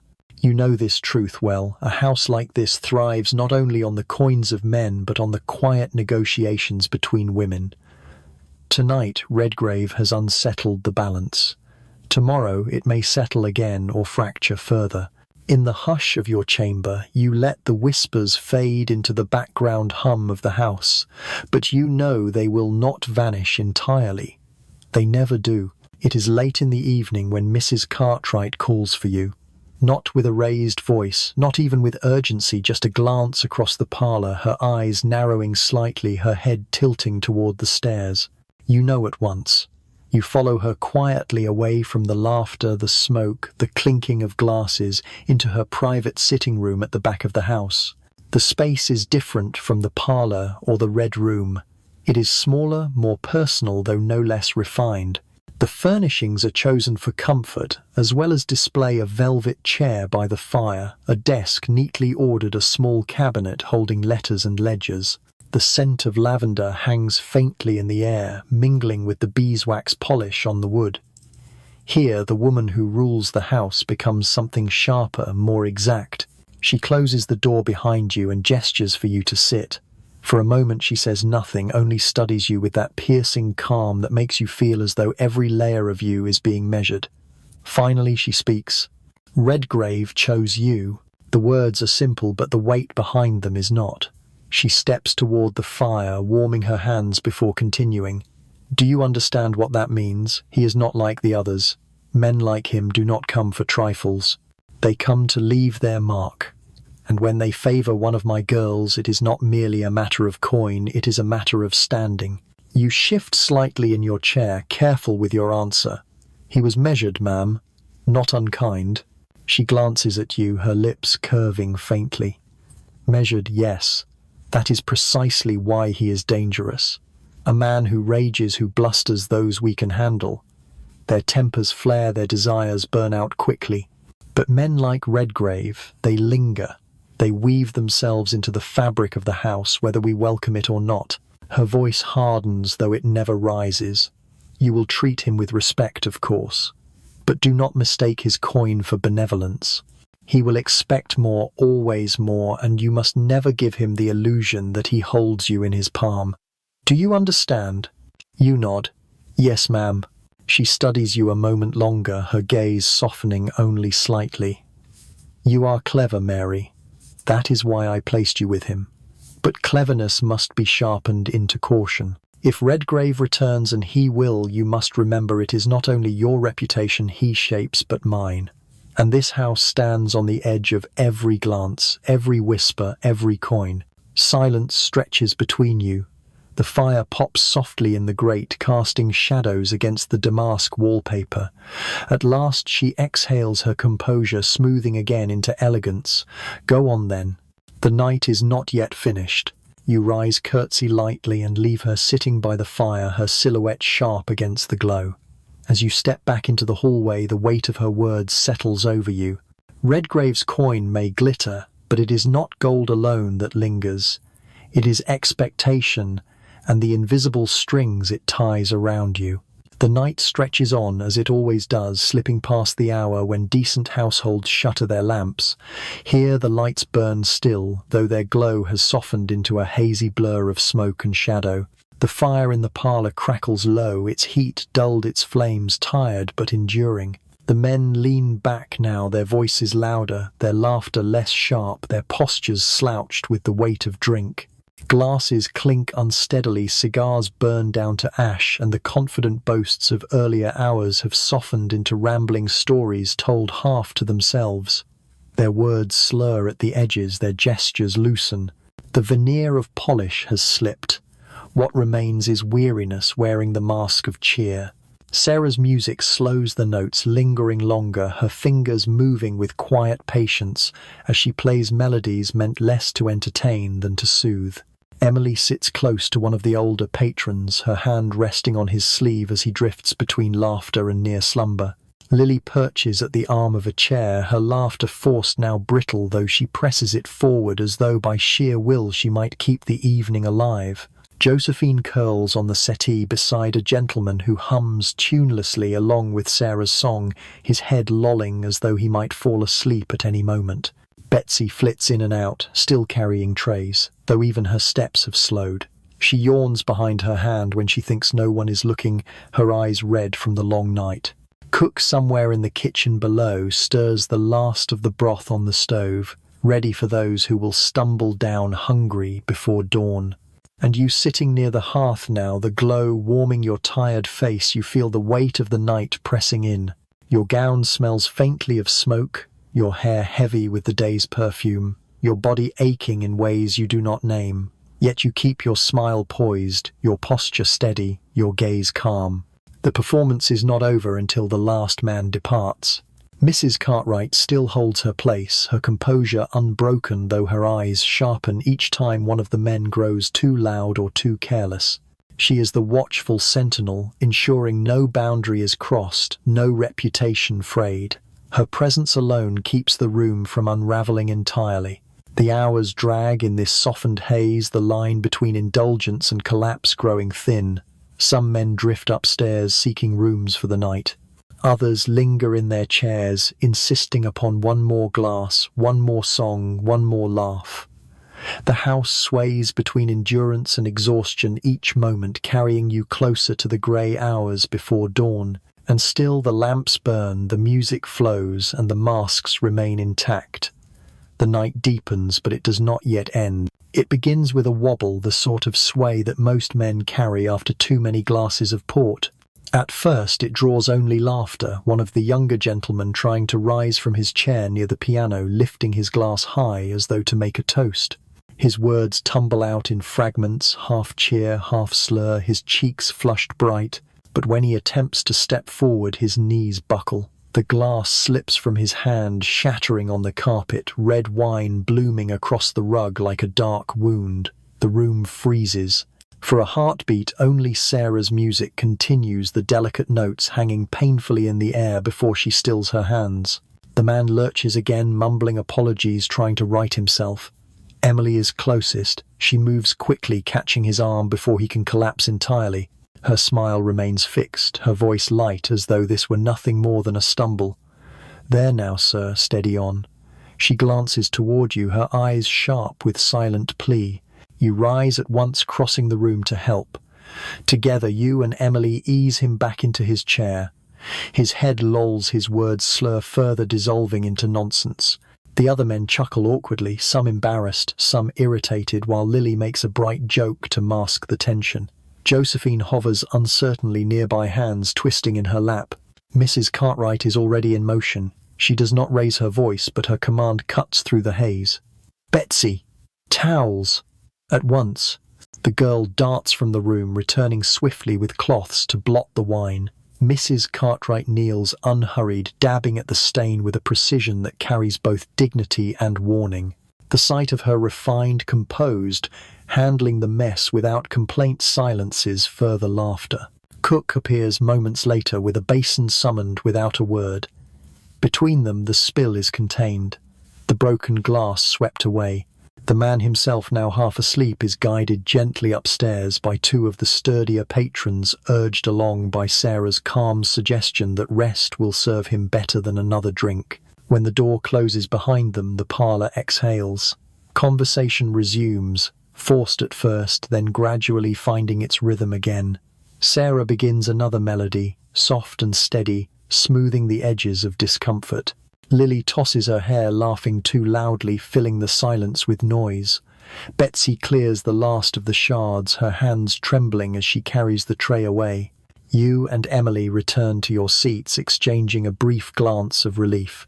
The danger has passed, the mask restored, yet the moment lingers in the room like a shadow, a reminder of how thin the line is between charm and collapse. Mrs. Cartwright settles once more by the hearth, her expression composed, but her eyes sharper than before. The performance continues, but you know she will not soon forget which guest stumbled, nor which women restored the balance. In this house, memory is another form of currency. The hours slip past midnight into that grey stretch of time when the world outside has gone silent. The carriages that rattled through the streets earlier have dwindled. The lamps flicker low, their oil nearly spent. Even the fire in the parlour burns smaller, its embers glowing red beneath the ash. The men are fewer now. Some have retired to the rooms upstairs, paying for the remainder of the night in private. Others have already taken their leave, their coats gathered, their hats restored, their voices fading into the fog beyond the door. Those who remain sit heavy in their chairs, their laughter dimmed to murmurs, their glasses held loosely in hands, too weary for flourish. Sarah plays still, though her music has softened to lullabies rather than songs of gaiety. Her eyes are tired, but her hands move faithfully across the keys, weaving a sound that holds the parlour together as gently as thread through worn cloth. Emily leans against the arm of a chair, her voice low, murmuring to a patron who now nods more than he speaks. Lily, curled near the hearth, pretends to laugh at some story, though her gaze drifts often toward the clock on the mantel. Josephine sits beside one of the younger men who has dozed off entirely, his head resting against the back of the chair, his snores faint but steady. She does not move, as though her stillness might keep the moment from unraveling. Betsy slips through the room with quieter steps now, her tray lighter each time. She collects empty glasses, tucks stray cigars into the ashtray, folds napkins neatly into her pocket. Her yawn nearly escapes, but she swallows it down, determined to see the night through. Mrs. Cartwright remains in her chair, poised as ever. Her eyes move carefully across the room, watching not only the men, but the women as well. Even in these slow hours, her authority does not falter. She waits patient as a clock, striking each minute until the last guest has gone. You sit near the window, the heavy drapes pulled aside, just enough for you to glimpse the faint glow of dawn beginning at the edge of the sky. It is only a whisper of light, but it promises that the night will not last forever.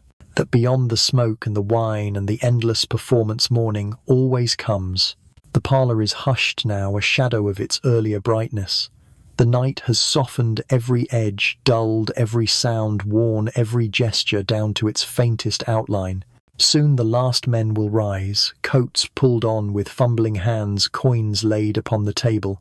Soon the lamps will be snuffed, the music stilled, the house returned to its private hush. For now, though, the slow hours stretch on, fragile, heavy, enduring, and you wait with them, counting each tick of the clock, each flicker of the flame, each fading breath of the night. The clock strikes near 4 when the last guest stirs. He is an older man, his coat rumpled, his eyes heavy with drink and sleep. For a while he has sat slumped in his chair, murmuring half-formed stories to no one in particular, his glass long since emptied. At last, with a groan, he rises, fumbling for his hat. Mrs. Cartwright is on her feet before he can stumble, her presence steady, her voice calm. "Allow me, sir." She guides him with practiced grace, smoothing his departure as though it were no disruption at all. Betsy hurries forward with his cloak draping it neatly over his shoulders. He mutters thanks, his words slurred, and presses a handful of coins into her small hand before the door is opened. The cold air rushes in as he steps out, the fog of dawn curling at the threshold. His boots scrape against the stone steps, fading into the stillness of the street beyond.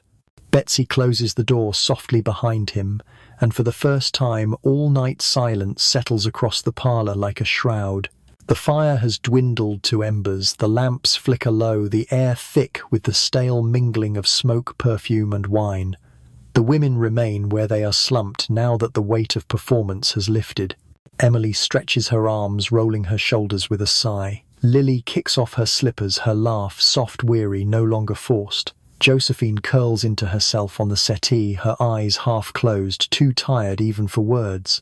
Sarah lets her hands fall from the pianoforte, the last notes fading into stillness, her fingers resting at last. Betsy, still bright, with nervous energy, collects the last glasses and ashtrays, her steps echoing faintly in the hush. Cook emerges from the kitchen with a pot of broth, her face flushed from the long hours, her hands steady as she ladles it into bowls for any who are hungry before sleep. Mrs. Cartwright surveys the room one final time. Her eyes sharp, even in weariness, take in the rumpled cushions, the spilled wax, the ash on the carpet. She nods, once satisfied.